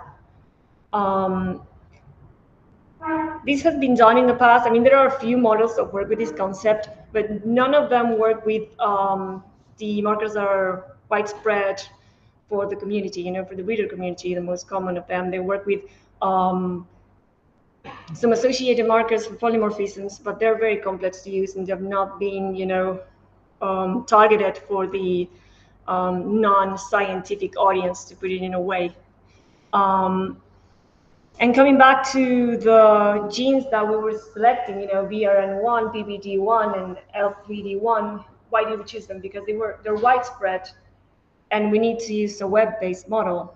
Another thing that we need to know is we already had a model in the group, which is called Chronotrigo, which was a web-based model. It was a thermal time model, a normal thermal time model that worked for a number of locations across the country and other neighbor countries, and worked for numerous varieties, commercial varieties. So we wanted to enhance that. So taking that into consideration, we had to keep the model simple because they had to be web-based. I mean, we couldn't run like an infinite number of markers that were associated to phenology. We had to keep it simple. So this is why we went with the ones that we're going to show you right now. This is the main objective, to develop two models.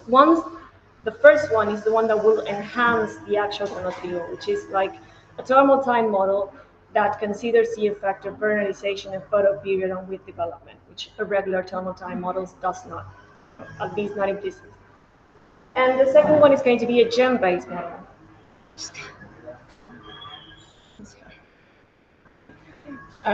This gene-based model will completely forget about the idea of using a variety, and then we can use different allelic combinations to build an idiotype, maybe outside the boundaries of the commercial cultivars we have right now and we have in the market currently. Starting with the methods to get the data we needed to calibrate the model. We did some field trials here in the experimental field. This is a picture of our experimental field. We did these experiments were replicated in Córdoba and in Pergamino. And to extend the model, because to calibrate a model, I mean, to calibrate like a phenotypical model, you use variety-specific coefficients. But to use a gene-based model, you need to build a unique model. So we need to converge a number of varieties, and we need a lot of data. We extended that field trials with the trial database we had using an allelic characterization. Yeah.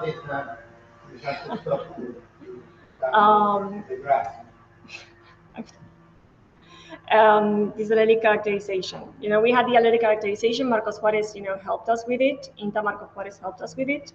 So we just run, a genetic profile for different markers. These are the markers, which are really common. They are not costly. They can be run pretty fast, and I think they're very popular among, the community. So we use these ones. Which is the Yan and Fu for the BRN1 genes, KIPES for CASPs for polymorphisms in the BRNA1 region, PPT D1 and B1, which are like the Beals and Dias, using those markers. And then we used flowering FTD1 and FTB1, which are pretty strong when it comes to phenology prediction. We also sequenced, those ones. Used those markers. And for L3D1, we used the protocol from Sicali et al. This is how it looked like in the end for the 17 initial genotypes. As you see, we get differences for PPDA1. We didn't have differences across the background, and it's just pretty rare in Argentina to find differences in PPDA1 as far as I know. So we didn't run markers for that one. As you can see, the background, it's pretty much the same for all the 17.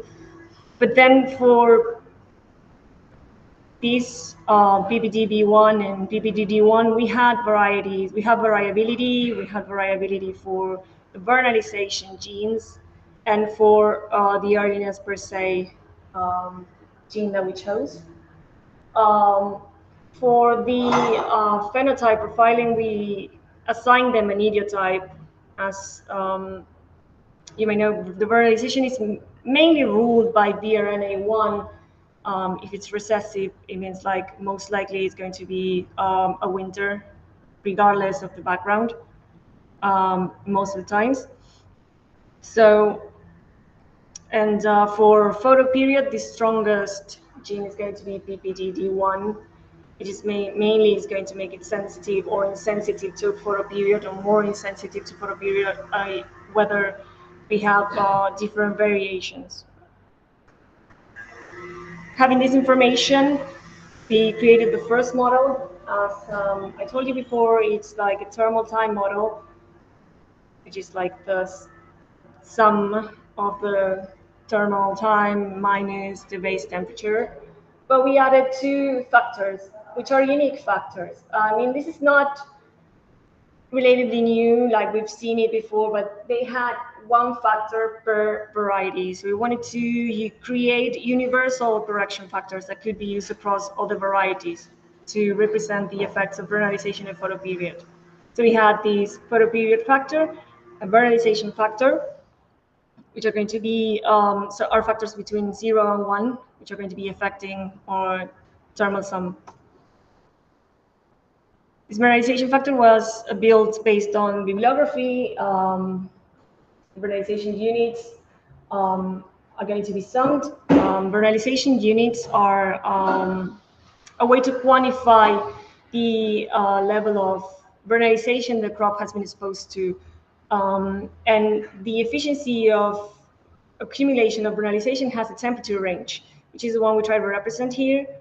Basically between 3 and 10, it depends on the bibliography, but this is the optimal range for vernalization. And then other processes are being affected, so the efficiency is lower. Based on this sum between sowing and floral initiation, we create this vernalization factor, which is the one that goes between 0 and 1. So if the temperature is between 3 or 7 degrees, it's going to accumulate that day 1 unit of vernalization. And if in between floral initiation and sowing, it can get to a threshold, which was also determined in the field trials, which is around 33 units of vernalization. And this is the top. This is where we've seen from field trials that vernalization is saturated. And then, so this is where the factor reaches its maximum. And similar for photoperiod, maybe for photoperiod is a little bit simple. As we know, with this a long day response to photoperiod. So this copy is pretty much that response. You know, the optimal photoperiod is in 15 hours approximately. This is also one of the determinations we made, and it's pretty much between that range. And the minimum is around 8 hours. So again, for the most inductive conditions, the factor is going to be close to 0. Obviously, it's very rare for like crop conditions to explore 15 hours for a period like in a region. So this factor will affect the thermal time to reflect this effect. This is like a short representation of how the model looked like before. As we see, when we don't represent the effects of photoperiod and vernalization, here, like we have quite a mess, to be honest. There are a lot of underlying things that are creating weird responses for some crop. This is a particular crop that I use as an example is cypress, which is like a winter insensitive kind of response. So it shouldn't be a lot of photoperiod going on right here, but definitely vernalization. I don't know if you follow me, these red dots here, which are for Marcos Juarez location, the control without vernalization. It reaches, like it's linear up to a certain date, which is around 220 days. I mean, yeah, 220, which is around mid-June, probably. And then after that, if we sow it later than that, we see this response, like the thermal time to heading is going up again. So we viewing that response, we thought maybe we have some vernalization effect here, as if you go for Marcos Juarez and a 6-week vernalization, you're going to see that it is quite more linear. When we corrected with the coefficients I showed you before, this was linearized, allowing us to create a linear model for each variety. And obviously this improved compared to a thermal time model. For the gene-based model, this is a unique model. The phenotypical model I showed you before is, variety specific. It's just an enhancement of the regular model we have. The gene-based model is a single model which, instead of using the genotype or the variety, uses the allelic composition. So we have one of each. This is the thermal time to a certain phase, in this case heading. It could be anything. And we have the single effect of each allele. If you remember the table I showed you before, it's one effect for, depending on what allele we have, if we have the recessive or the dominant one for vernalization or for photoperiod or earliness per se. And then we added this emergency date and units of vernalization. Why do we add them?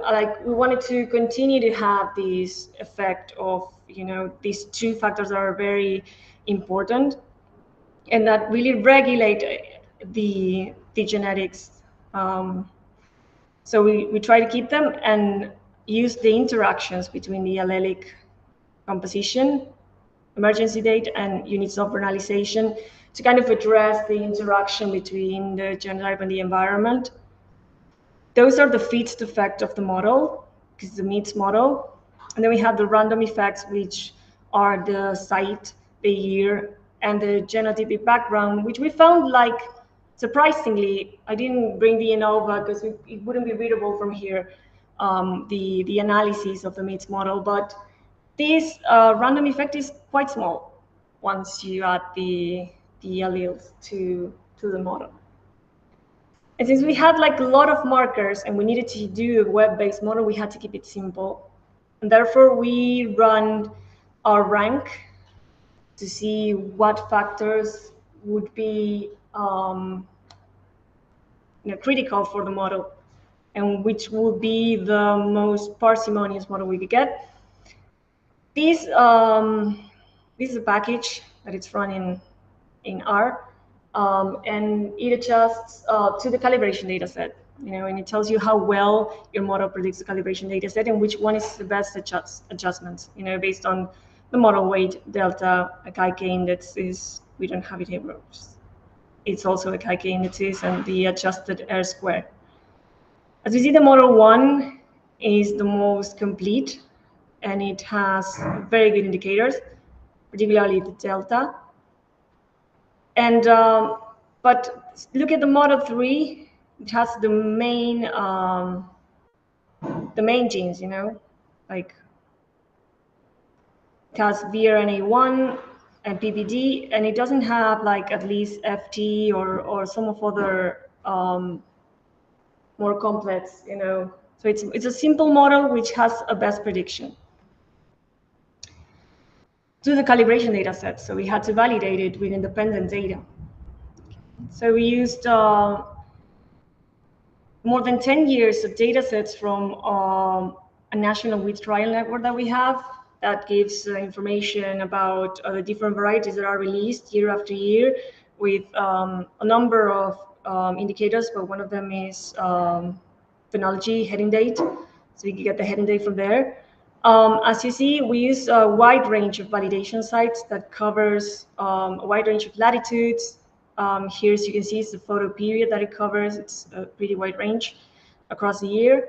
And down here, it's the range of temperatures that are in the validation data set, which is also pretty wide.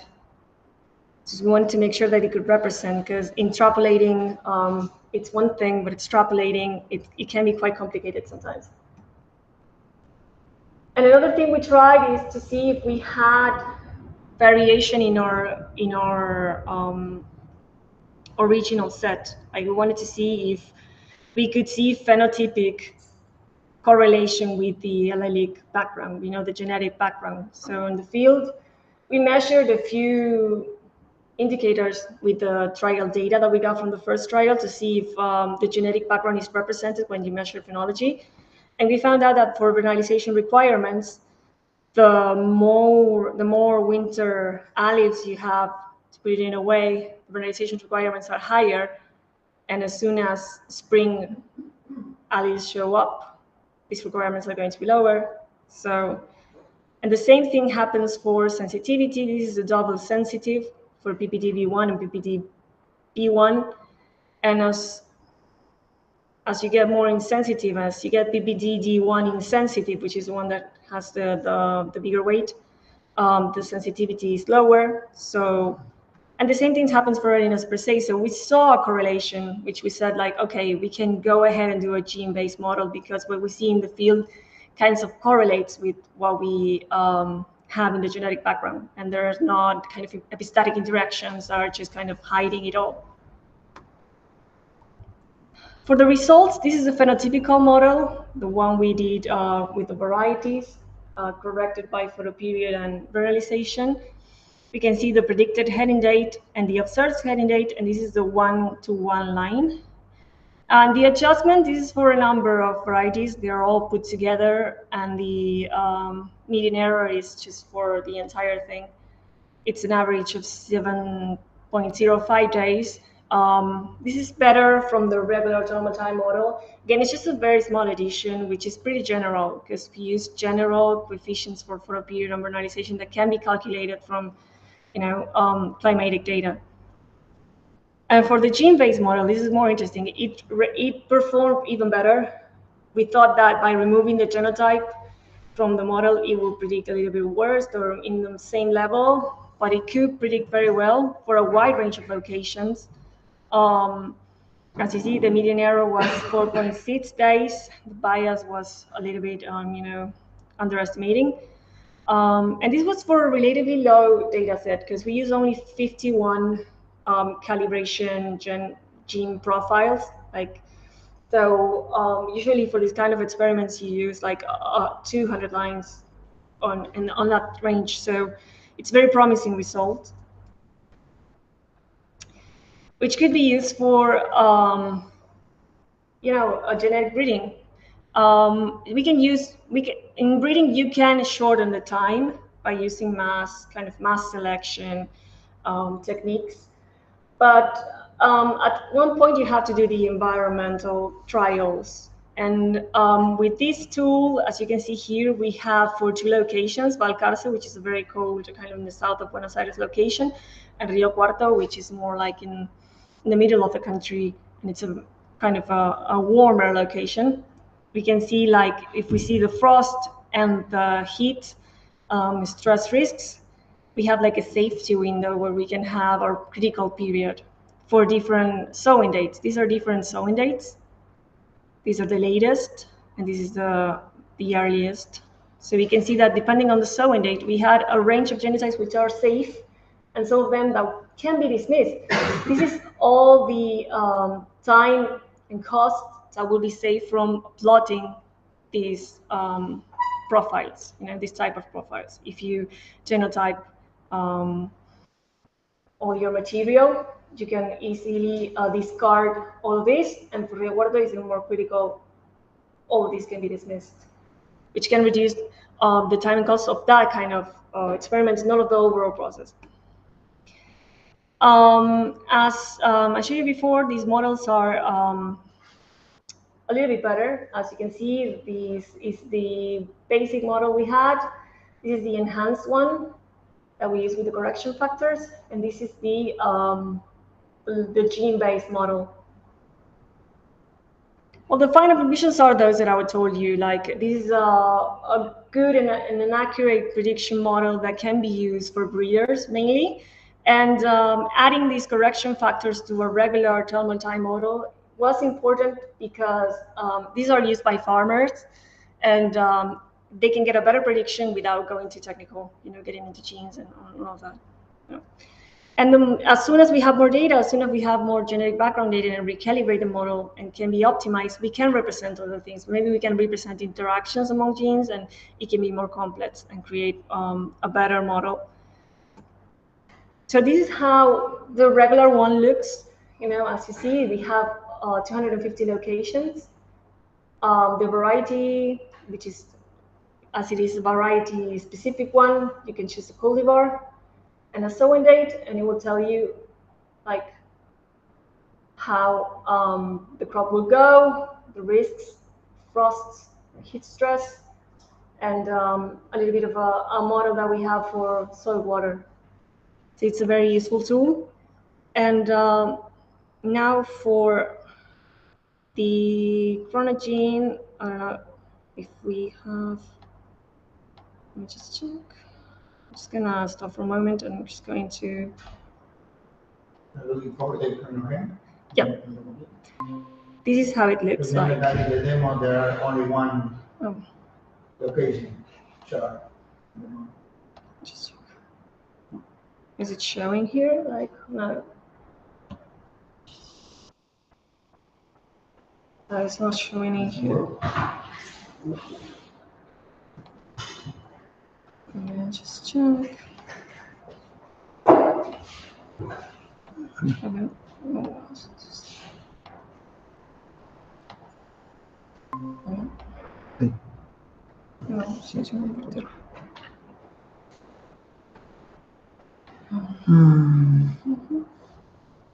Tenés que dejar de compartir. ¿Sí? Una ventana. Una ventana. ¿Será este? No. Esta es la ventana. No, pero sí, claro. Funciona allá, pero acá no. Well, maybe you can just turn around. Yeah. No. Sorry. We're getting old. So it's pretty much the same. We have the locations. There are like 250 approximately, as we saw before. I'm choosing one, just an example. And this is what I was talking about. Like we had all the genes here. And so we choose one of the variations that we have for EPSD1, which is a 3D1. We can choose like either early or late. This is in Spanish, but we have an English version. I'm just check. Here we go. It says short, long, it's early and late. So we can select it like if we wanted a winter is recessive, spring is and sensitive, we choose like a sowing date. It could be say 24th May, and it will calculate everything just as the other one. The frost probabilities, heat shock, the critical period will be highlighted, and then other conditions that we'll be experiencing across. So yeah, again, this is pretty much what we've seen. Let me just go ahead and but anyways, this was pretty much the presentation. I never know how to close a presentation, I'm sorry.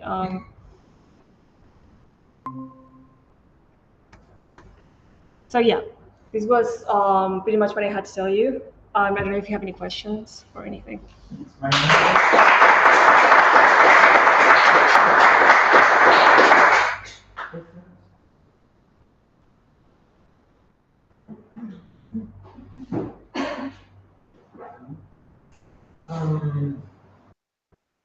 What is at the moment? What is for the big contrast?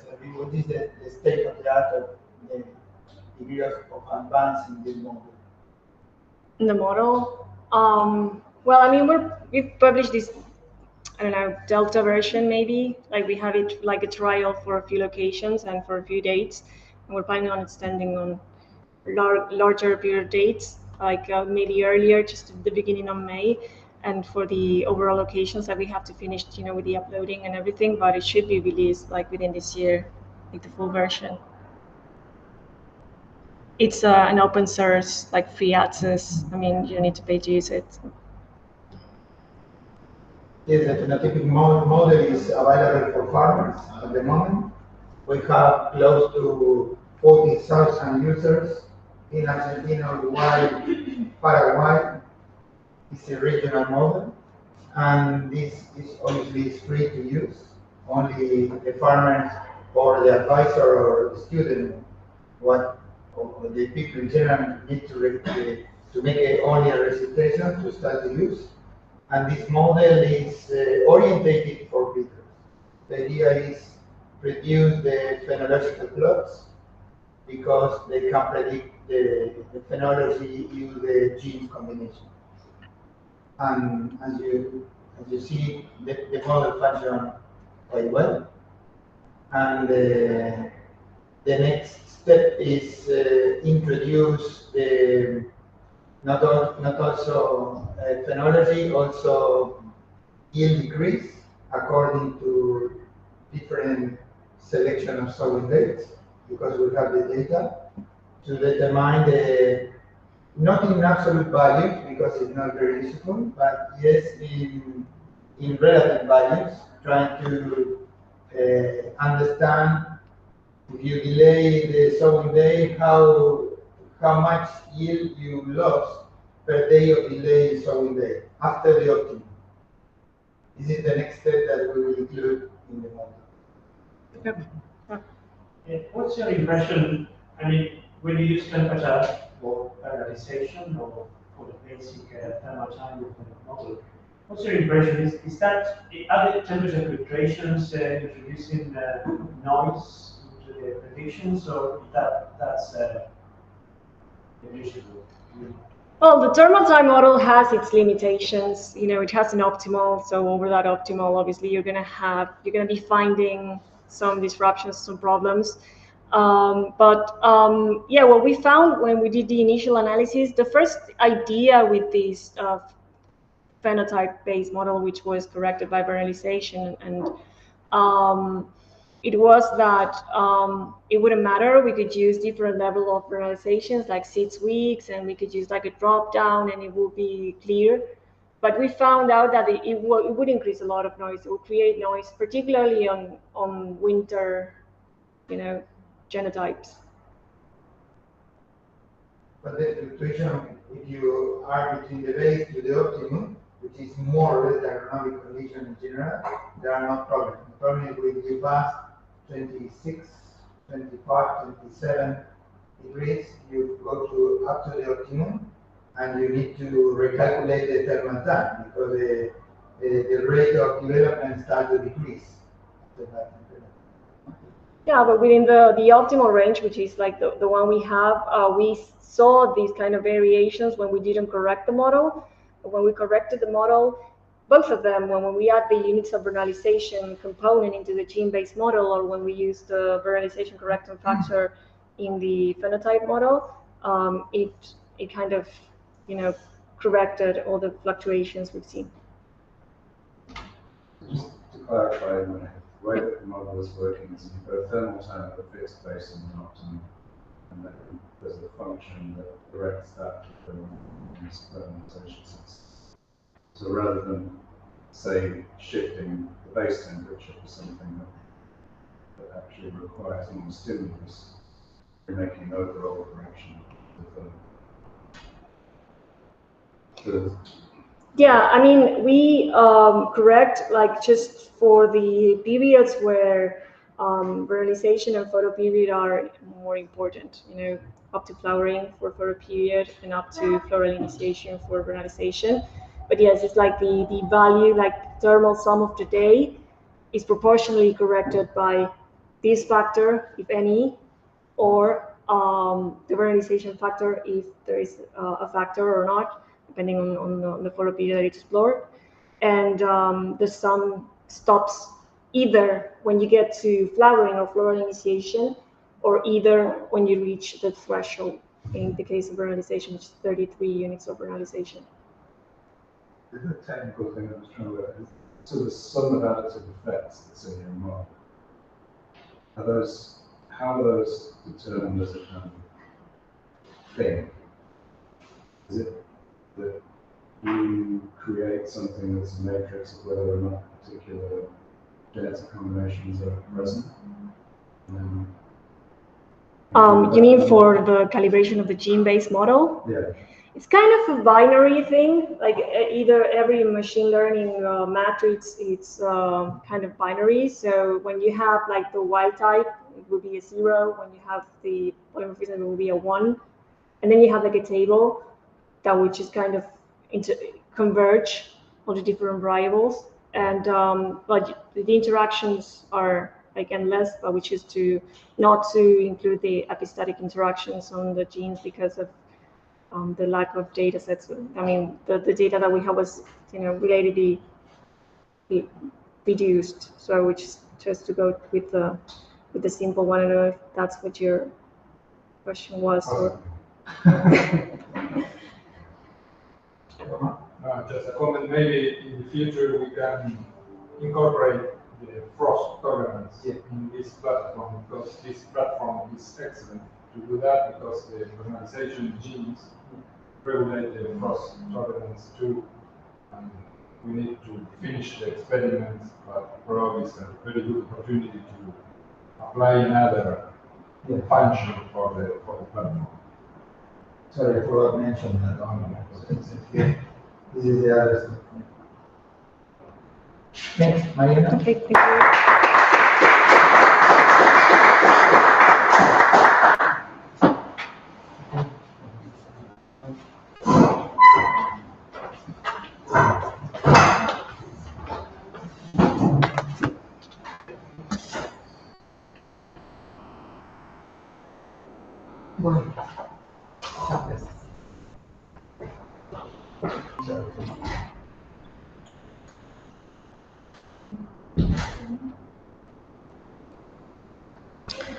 Well, the idea today, Daniel asked me to do like a brainstorming session about the different fellowships. And, you're not looking.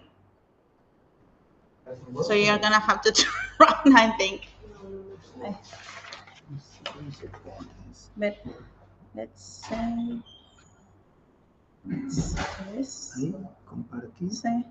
¿Y qué pasa? Nada. No sé. Acá, toda la pantalla. Ahí. Toco acá, pantalla 1, compartir. Y ahora voy acá. Voy a abrir el... Espera que perdí la gata. El mouse. Voy a minimizar porque no me deja ir al escritorio. Díganme. Acá está. Ahí está. No, ¿ves? Llamo a la chica esta. Sí. Si no, nos damos vuelta. No importa, yo les hablo desde atrás.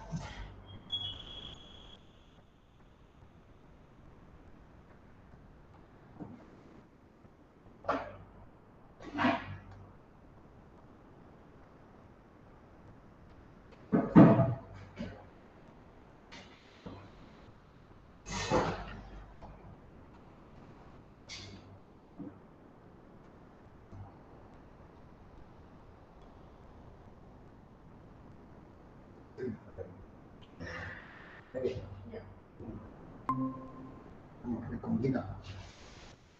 ¿Tampoco ahí? No. Pero, bueno, no sé qué ven. Es raro porque ayer funcionó perfecto. Sí. Vamos a cerrar este. Cerramos todo esto. Lo que no necesitamos también. A ver, ¿y el Google Meet? Ahí tienes un mail que es tuyo, te digo que cualquiera Sí, puede hacer a tu mail. Porque lo tuve que abrir. No, es de acá. Para me dijo que lo abra la chica esta. No, está bien, si no, no puedes iniciar sesión. Claro, si no puedes iniciar sesión.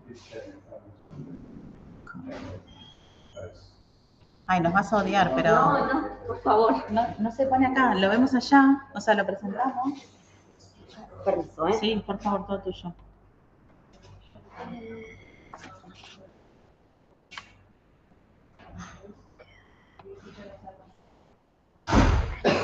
A la 1 es el almuerzo, ¿no? Sí, sí. Igual estamos bien también. Sí. ¿Es acá afuera? Sí. Busco acá pantalla y fíjate que tiene que decir duplicar. Conservar cambios. No sé por qué no los está guardando. Quizás sea eso. Ahí ya se ve, sí. Perfecto, entonces que yo ¿Estamos compartiendo o no? No, todavía no. No sé si elegís toda la pantalla. Sí. Ahí seleccionás. Sí. Compartir. Y es este. Perfecto, se ven los dos lados. Muchas gracias.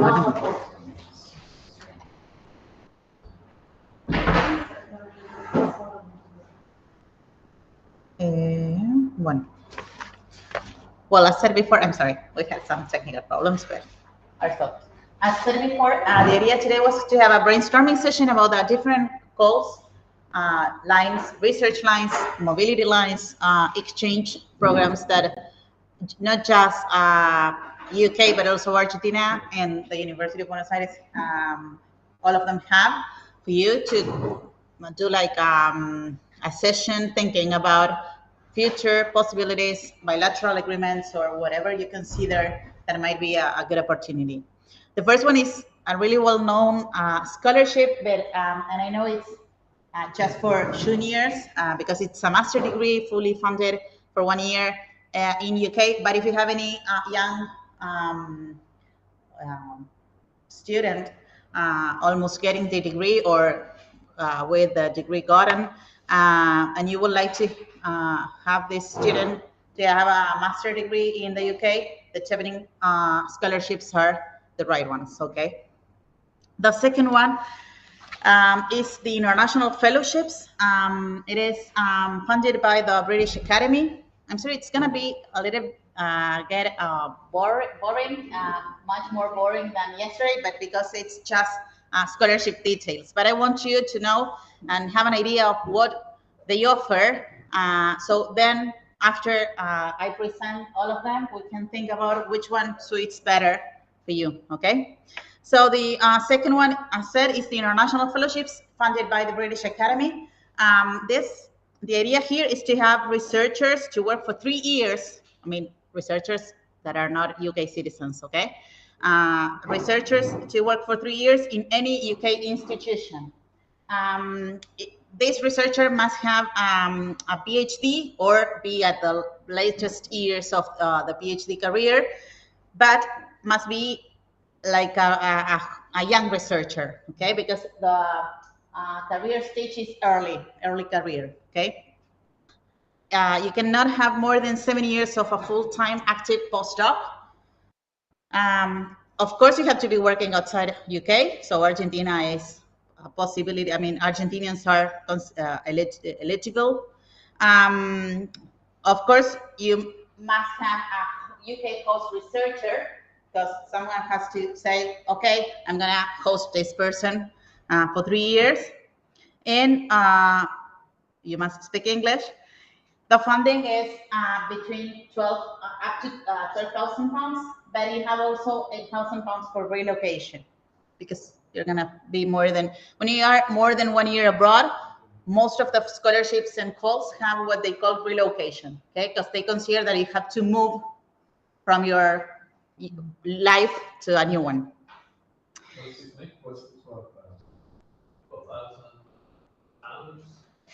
The funding? This is the 12,000 pounds. For the 3 years. Each of the 3 years. Yeah. And then you have the 8,000 pounds. It's just for once. It's just for relocation. Okay? Yeah, sure. Let me see. Sure. Let me see how. A ver. No. Para que este word no lo conozco. Necesito ayuda. Vamos a hacer así. Perfecto. Acá, ¿no? Estaba buscando la arriba. Ahí vamos. ¿Y dónde? Y voy bajando. No. Y si no voy bajando con este, mira. Sí, dale. A ver, me paro acá. Acá con este. Me voy haciendo así. Ahí está. ¿Estamos? Sí. Okay. Y lo voy agarrando más porque yo no veo nada.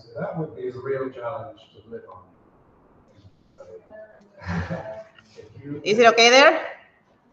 Okay.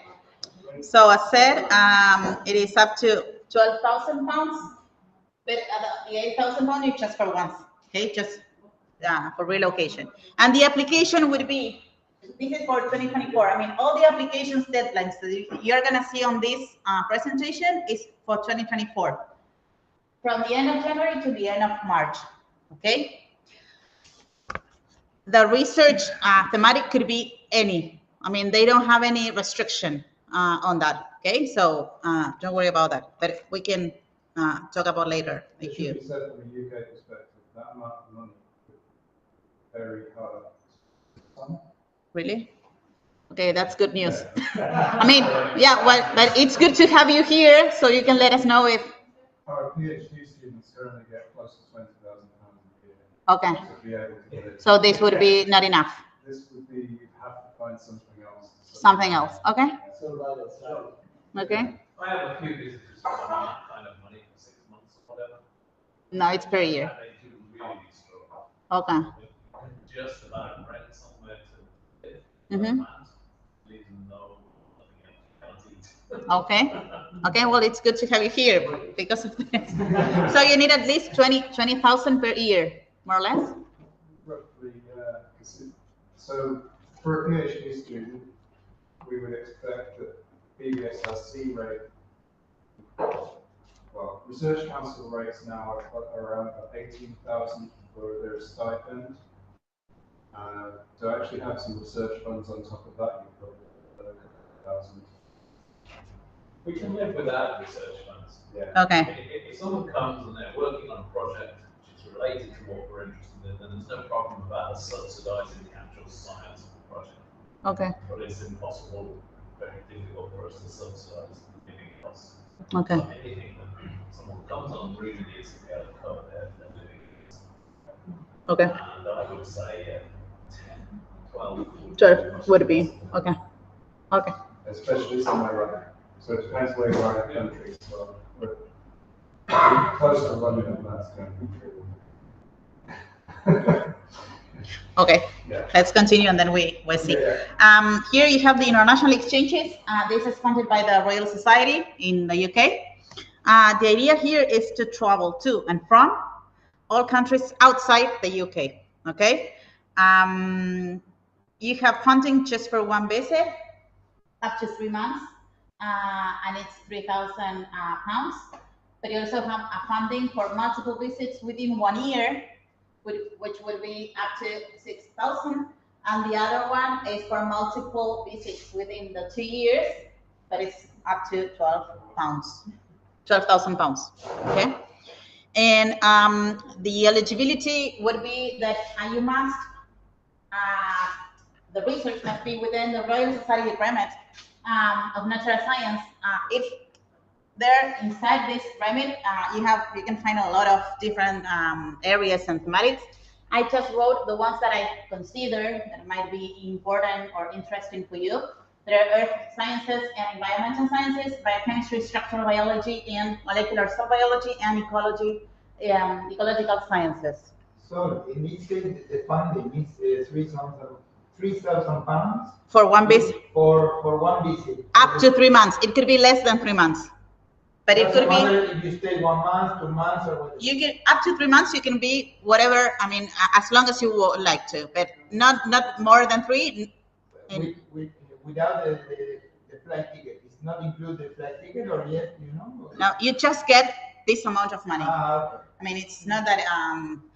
This is it's not. But let's wait.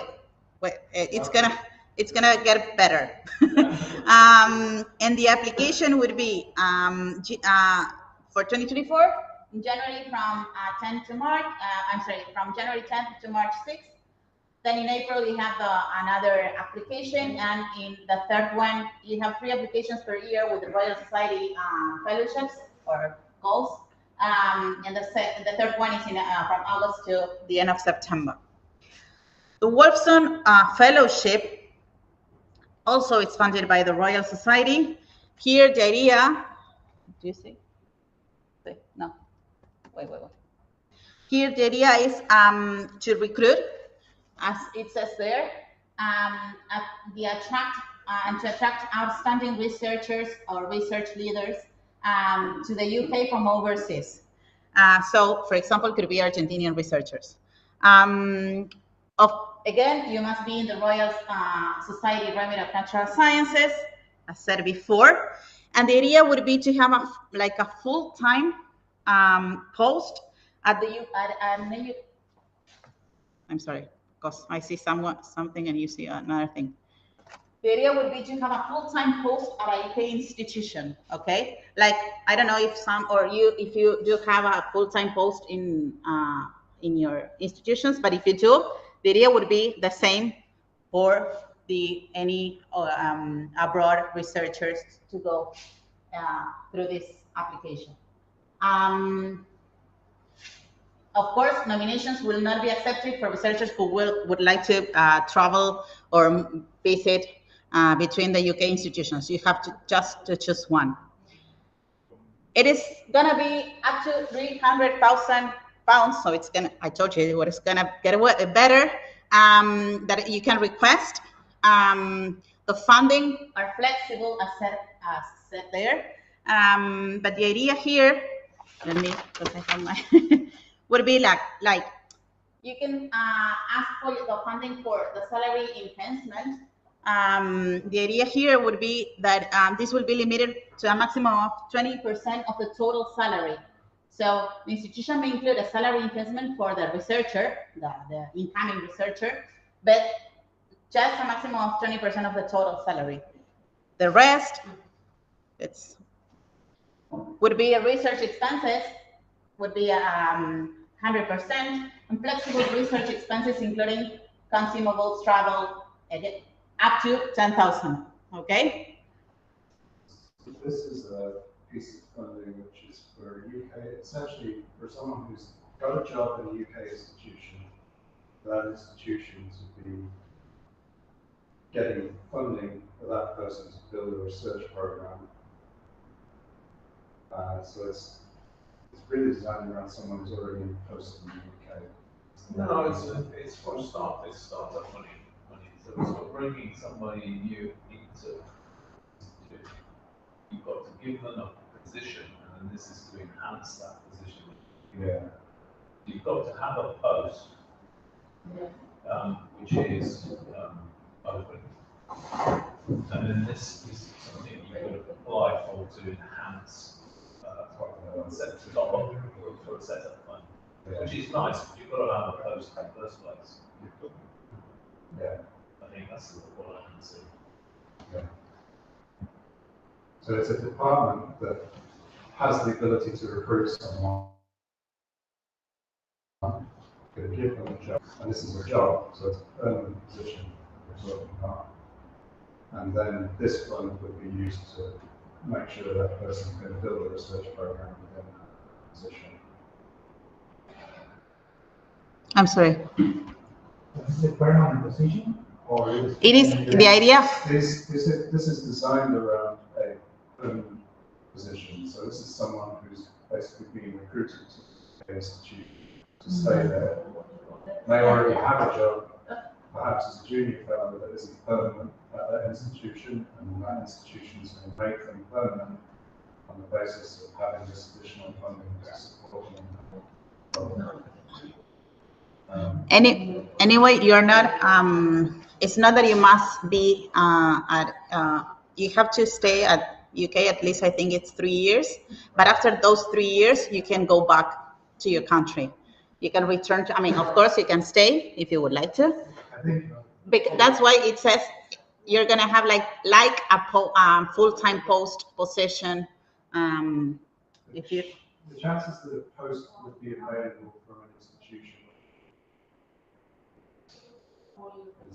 That's where I see that. It's not okay. Yeah, it's unlikely.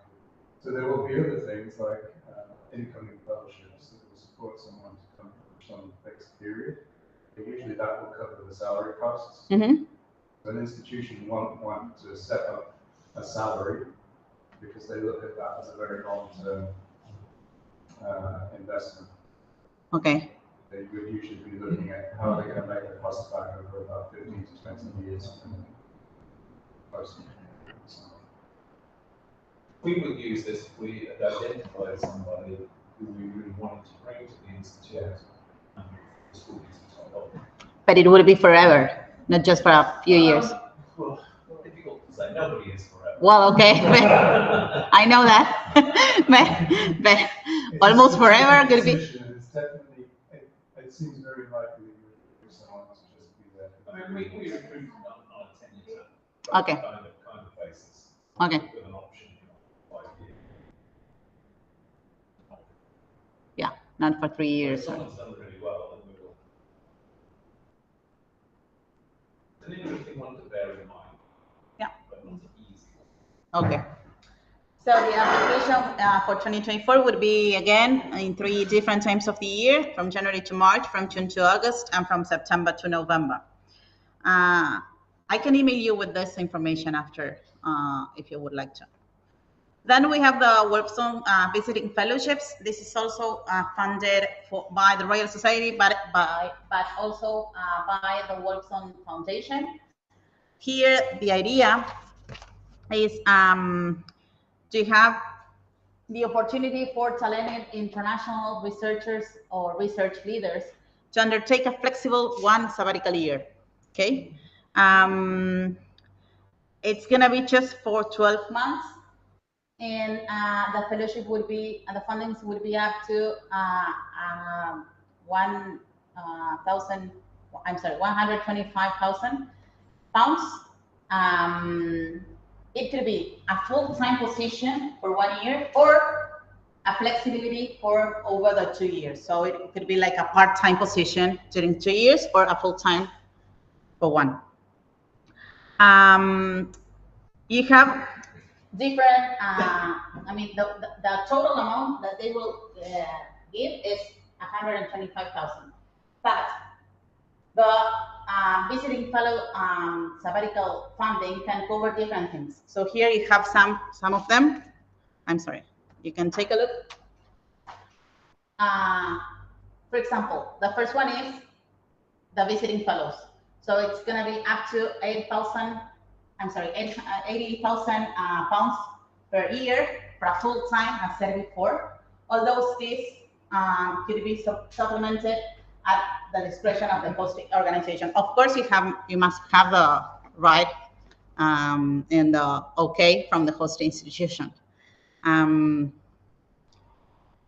Regarding the research expenses, including consumables, travel, and so on, it's going to be up to 10,000. And if the candidate, this is something really important, if you're going to ask what we call here to keep the salary, because here at the UVA, professors can go abroad up to 2, maybe 3 years to do some research or whatever they are doing, getting their salaries paid by the UVA. If this is the case, and you're gonna pay by the UVA, you cannot ask the host organization in UK or the Royal Society to pay you a salary. Okay, so you cannot have both. It's so the way I read that is if you are paid by UVA, the Royal Society will not pay the difference, but if you can convince the institution of visiting to do so, then they can. Mm-hmm. So they're basically saying that the Royal Society won't pay to top you up to UK levels. It'll be up to the UK institution okay. to do that. The one above as well, that £10,000 is a limit on pieces of equipment. So that's a piece of technical jargon in UK. So the research expenses budget is probably allowed to be larger than that. Larger than that? Yeah. So okay. That 125 can be cut down so that you can have, for example, an 80,000 bursary if you weren't being paid by salary from somewhere else, and then the rest of it could be research expenses on camera. Okay, right. Well, and yeah, I'm sorry. And what else? The last one says that the society, the Royal Society can provide financial support to research fellows for any additional care costs that may arise. In it doesn't specify which kind of costs, but it says that. So This is part of the way the Royal Society is very keen on equity and inclusion. And so what this is saying is that if, for example, you're taking children to be able to your family have accommodation for them and doing certain things, then they have specific pieces of money that they can use to help them with that. Okay, good to know that.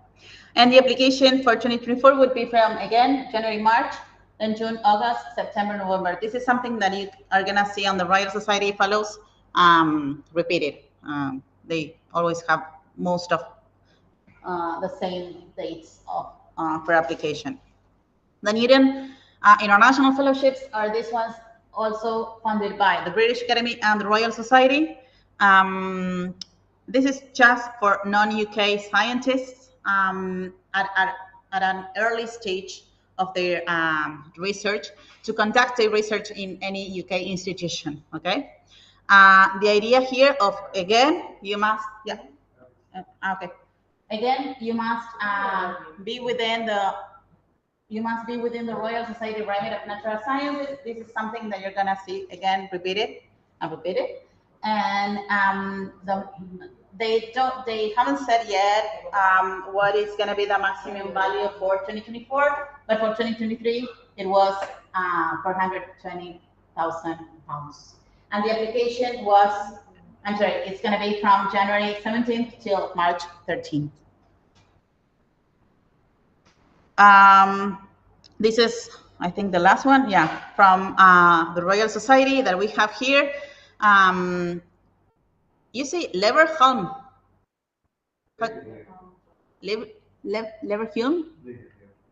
Leverhulme Trust. It is funded by the Leverhulme Trust and the Royal Society. The idea here is to establish the possibility for researchers to develop different knowledge at the UK, at the centers outside the UK. So this is would be for Sam, and I don't remember your name. I'm sorry, Michael. So the scheme may be used for different things. It mostly say the same, but it's gonna be for developing new lines, for making discipline having excursions, for developing innovations in teaching, for collaborative grant applications, and for having and sharing groundbreaking techniques or practices. The maximum volume of the fellowship is 50,000 pounds. The duration would be between 3 to 24 months, and the application deadline would be period would be from September 25th till November 20th. Okay. Next year. And this money is for travel or for? No, no. If you're, this depends on the length of your stay. If you're gonna be, so you can be from 3 to 24 months. Okay. So depending on the length of your stay and what you're gonna do, they can funding up to 50,000 pounds. Okay? So this would be something for probably more likely a relatively rich person, but could be anybody, to be able to come and visit here and spend some time with this person. Yeah, this is for you too, to come here. Can you just go up? Yeah, sure. Did you mention Korea? No. It's established. No, it is for established researchers. So what they're saying here is that they want people who've already got an institution and research program that might. So who want to go and do something.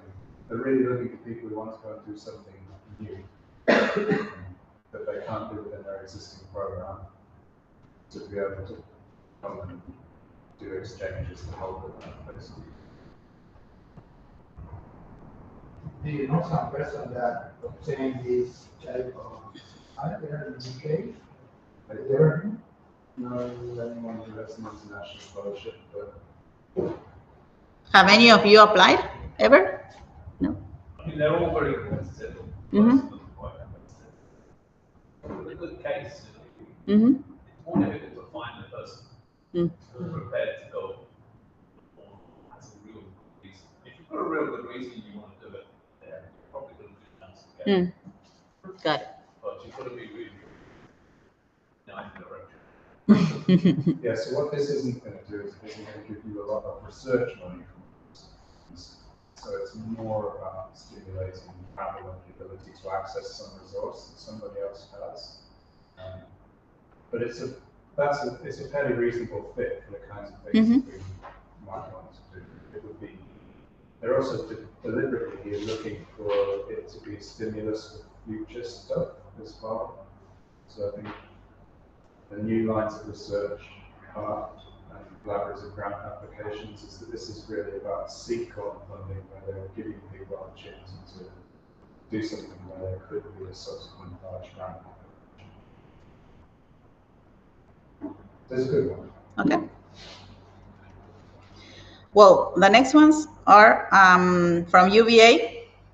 So the first one would be this program that is called Ovain Docentes, which is funded by the UVA, by the University of Buenos Aires. It is just for specifically UVA professors to go abroad, do a stay abroad of any our partner institutions or non-partner institutions. So it doesn't have, we don't need an agreement to apply for this program. The period of stay would be, the next call would be from August 1st till December 31st of 2024. We do not have in any of the UVA calls the fundings yet, because we're gonna know them in December, so in a few days, but I can let you know as soon as I have them. And the application for our next second semester of the 2024 would be in March, in 4 months. The only restriction is that you have applied each 2 years. If you want one of these 1 year and you go to, it's not 1 year, it's one, because you have 2 calls per year. So if you want it, I mean, if you obtained the fundings, let's say in March 2024, you cannot apply in the call in August 2024, but you can apply in March 2025. Okay. Okay. Well, the other is what, again, funded by the UVA, but this is Ovain PhD or doctoral program. This is for doctor or PhD students at the UVA. Any PhD student at the UVA can apply for fundings to do part of their research thesis stay in any of our institutions, of the institutions abroad. The period of stay would be from September 2024 till August 2025. I'm sorry, that's a mistake there. But here, the fundings will be known in December, as said before, and the application deadline would be April 2024. You're gonna see the people who are from UVA, you're gonna see the call in February or March, as soon as we have it from the rector's office. The 3 next programs are funded by the UVA, but not from the International Affairs Office as the 2 priors, but from the Science and Technology Office or Secretary. This is a program that it's called Promoción de la Ciencia en el Exterior, which is to promote the science abroad. That would be the translation. And the idea here is to have fundings for scientific meetings to be held in the period of from July 1st till December 31st of 2024, but this would be abroad. So if UVA professors would like to have like a small congress or a meeting in Lancaster, they can apply to this funding to go in from July till December, and the application would be from April to May, okay? So you have a short period of application, bear that in mind. Regarding the second one, yeah. What covered this program? Cover the flag? Well, I don't know the funding yet. I mean, the money that UVA is gonna expend on this, but the last one was enough for the air ticket to Europe. So it was okay, and just a few. I mean, if we had a congress in Chile and we had a congress in Spain.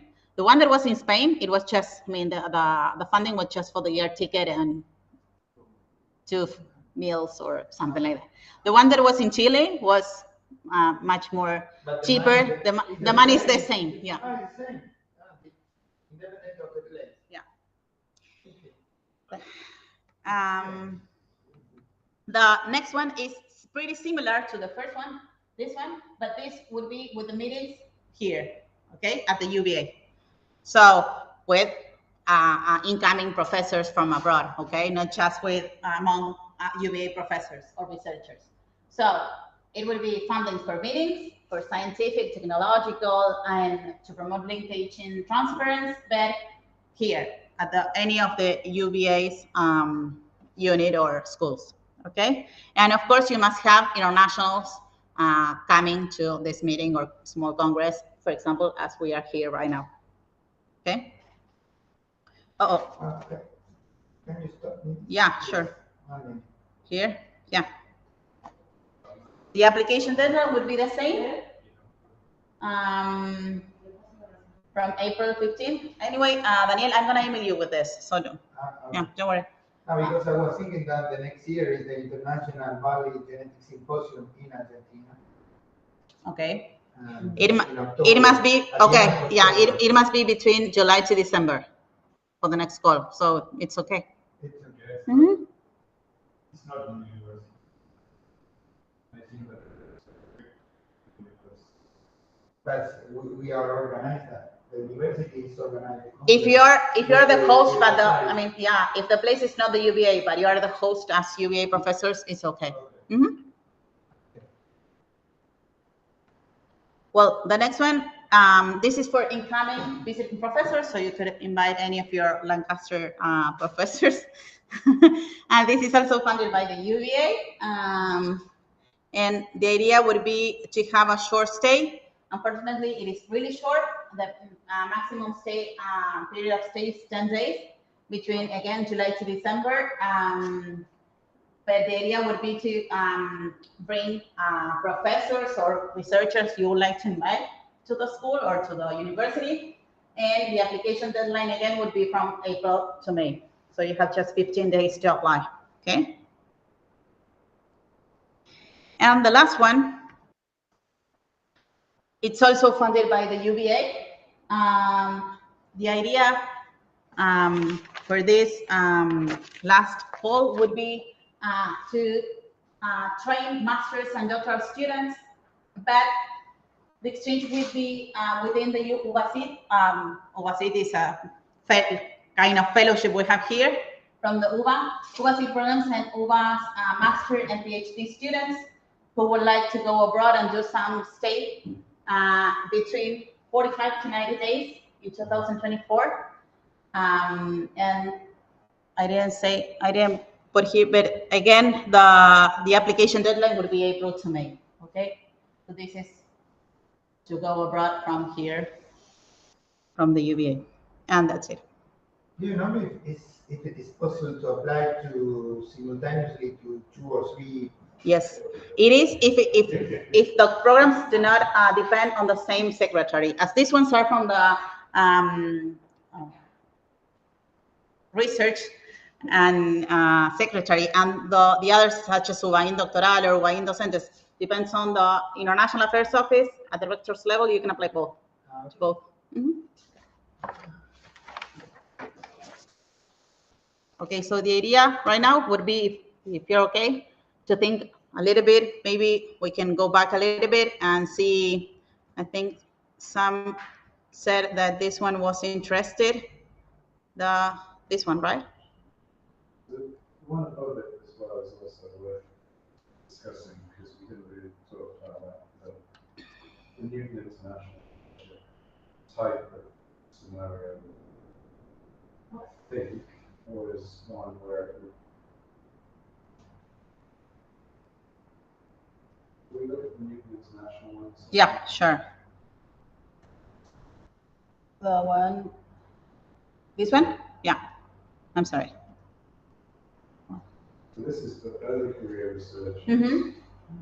But this is, you see the amount there, this is for like a 3-year position, probably, to do research within UK institutions. So I see you seem to be missing a little bit of text there. This is the sort of really massive investment. It's a global. Yeah. Very competitive. Is it? But yeah, Yeah. So anyone from anywhere in the world will be able to apply that. Do you know that it's a limited of age to the percent?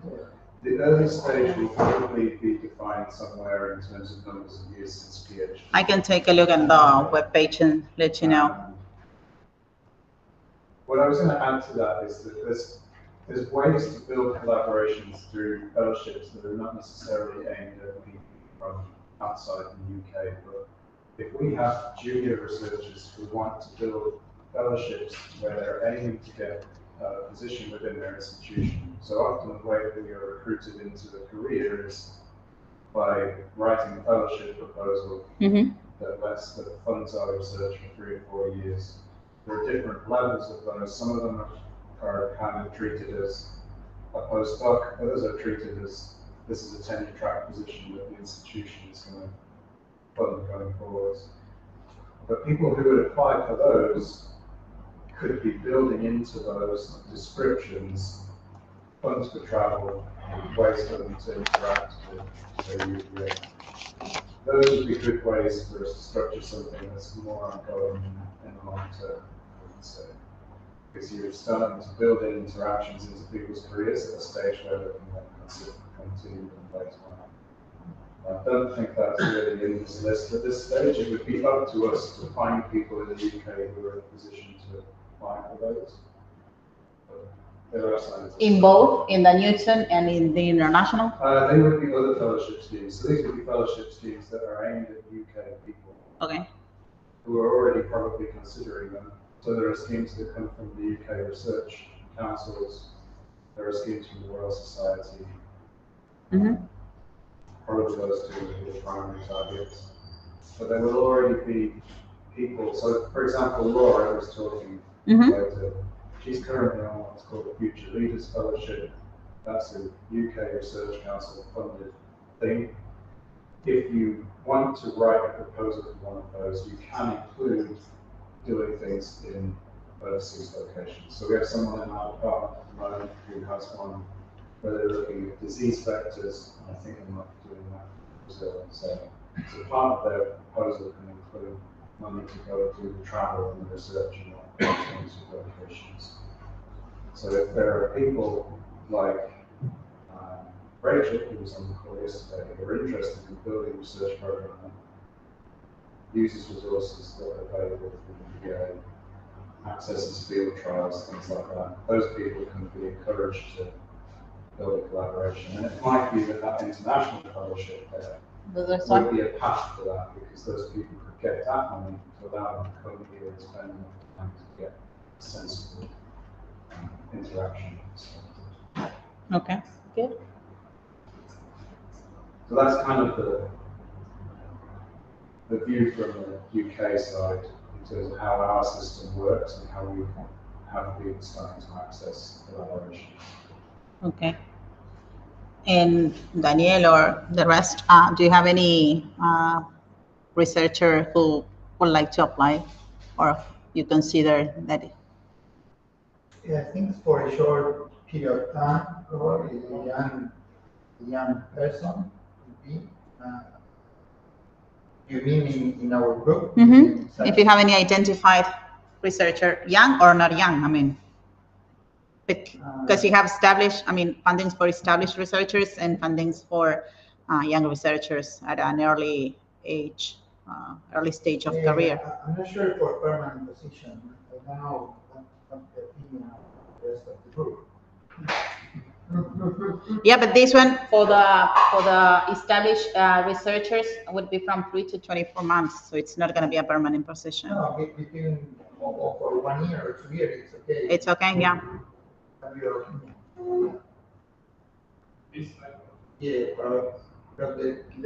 This is for established researchers, but I have here the Newton one that is for young researchers or at an early stage. What means established researcher?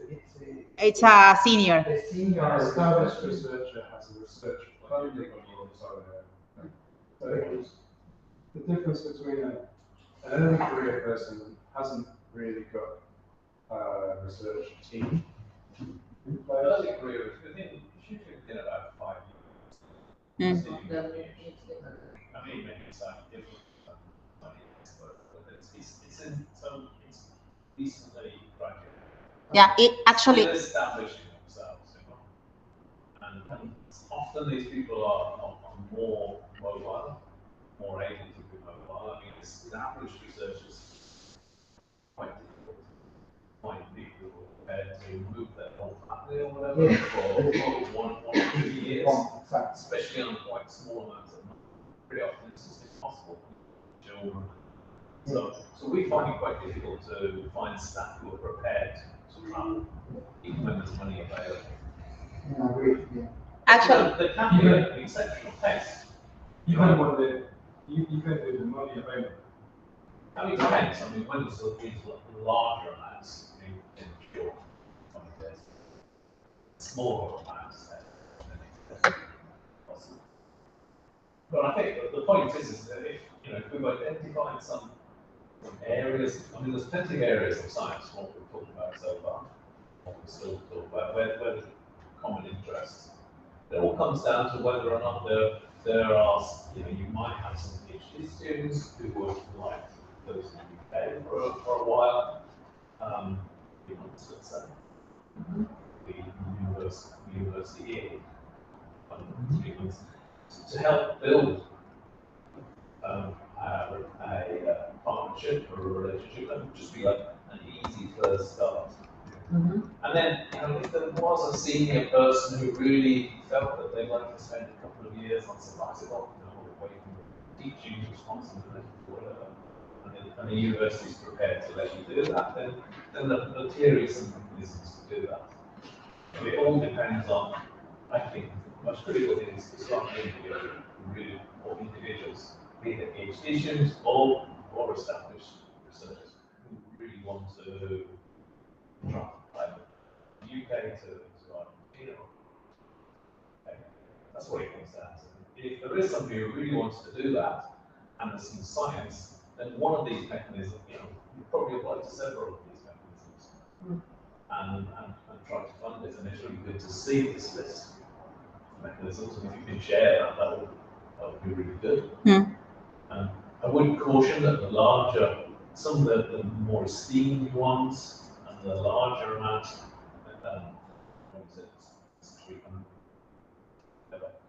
they are extremely competitive. An individual, you put up a really good research program, and the individuals are going to be funded, even if they're early career researchers, they can already have a string of papers in Nature or PNAS. Quite seriously, and therefore, agricultural people can be a bit of a disadvantage. Because we don't always publish a lot in high-ranking journals we publish. That's the reality, unfortunately. But the simpler ones are much more feasible and are already starting point. And I think any PhD student can benefit from 1 to 3 visits to learn techniques, just to see how different laboratory works. And in terms of that kind of, we're talking a small number of weeks for an individual. We have funding on a current piece of progress. I can't remember exactly how much it is, but we would be able to support, and I'm hoping we can support one person to go in either direction and spend a short period. It would really be networking, because we wouldn't have time necessarily to do work, but we can support people to come and visit groups in the UK that they might be interested in developing, say, an international fellowship later with, or something like that.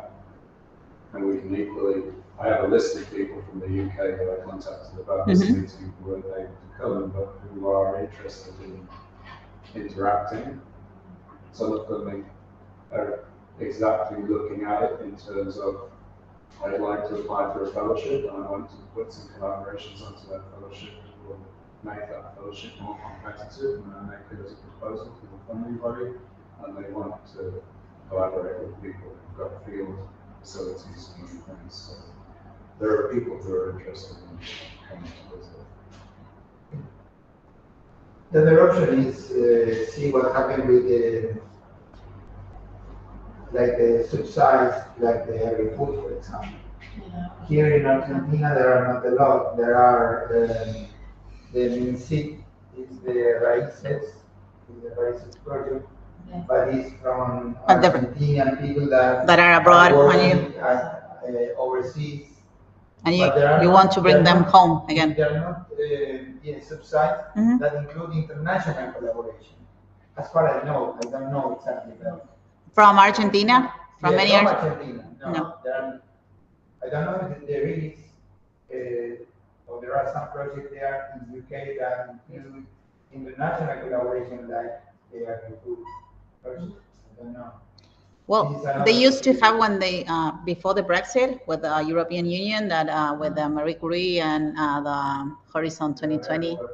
I don't know if you have something like that, but I haven't seen any program similar.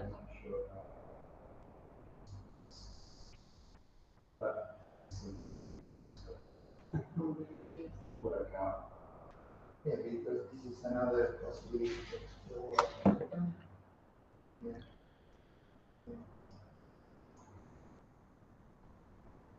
Within the UK, within EDS or CELA funds, there are currently calls and there are calls for international partnerships, which can give reasonable amounts of money to support exchange. This is an international I partnership. think this is an international partnership, right? We should get insane.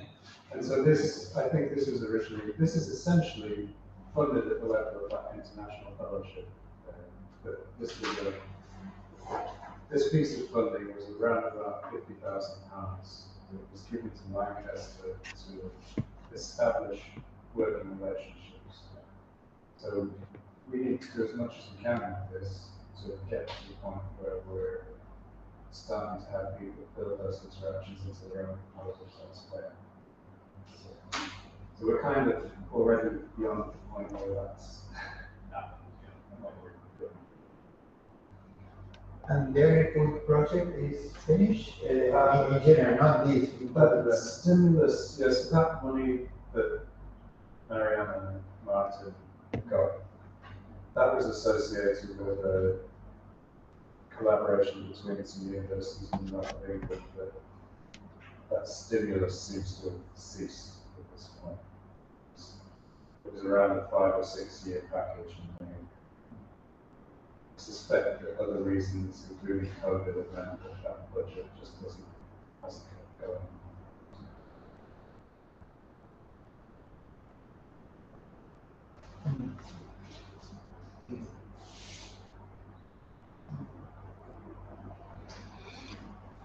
You have any question, or would you like to make a comment, or you're hungry and you would like to have lunch? Okay. I can email you, Daniel, and you can share with the rest. Yeah, could you Sure, this one, and I also have this, so that I prepared for today. Just give me a second. You don't have the folder? Okay, don't worry. It's an Excel document where you have all the fellowships with its own link, so you can link on that on the name and go directly to the web page to see everything related to that goal. Okay. Okay. Well, thank you. Thank you very much. Of course, I work here at the International Affairs Office, so if you have any question, or it doesn't matter if you're not from here, I can help you anyway. To the people who are not from the UVA, of course. So just let me know. Okay. Thank you. Thank you very much. We will keep in touch. Yeah. Okay. It's lunchtime. Yeah. I would just say that very first one on the list, that Shetland one, that funds masters. And so if you have undergraduates who are promising and are interested in doing masters, our university.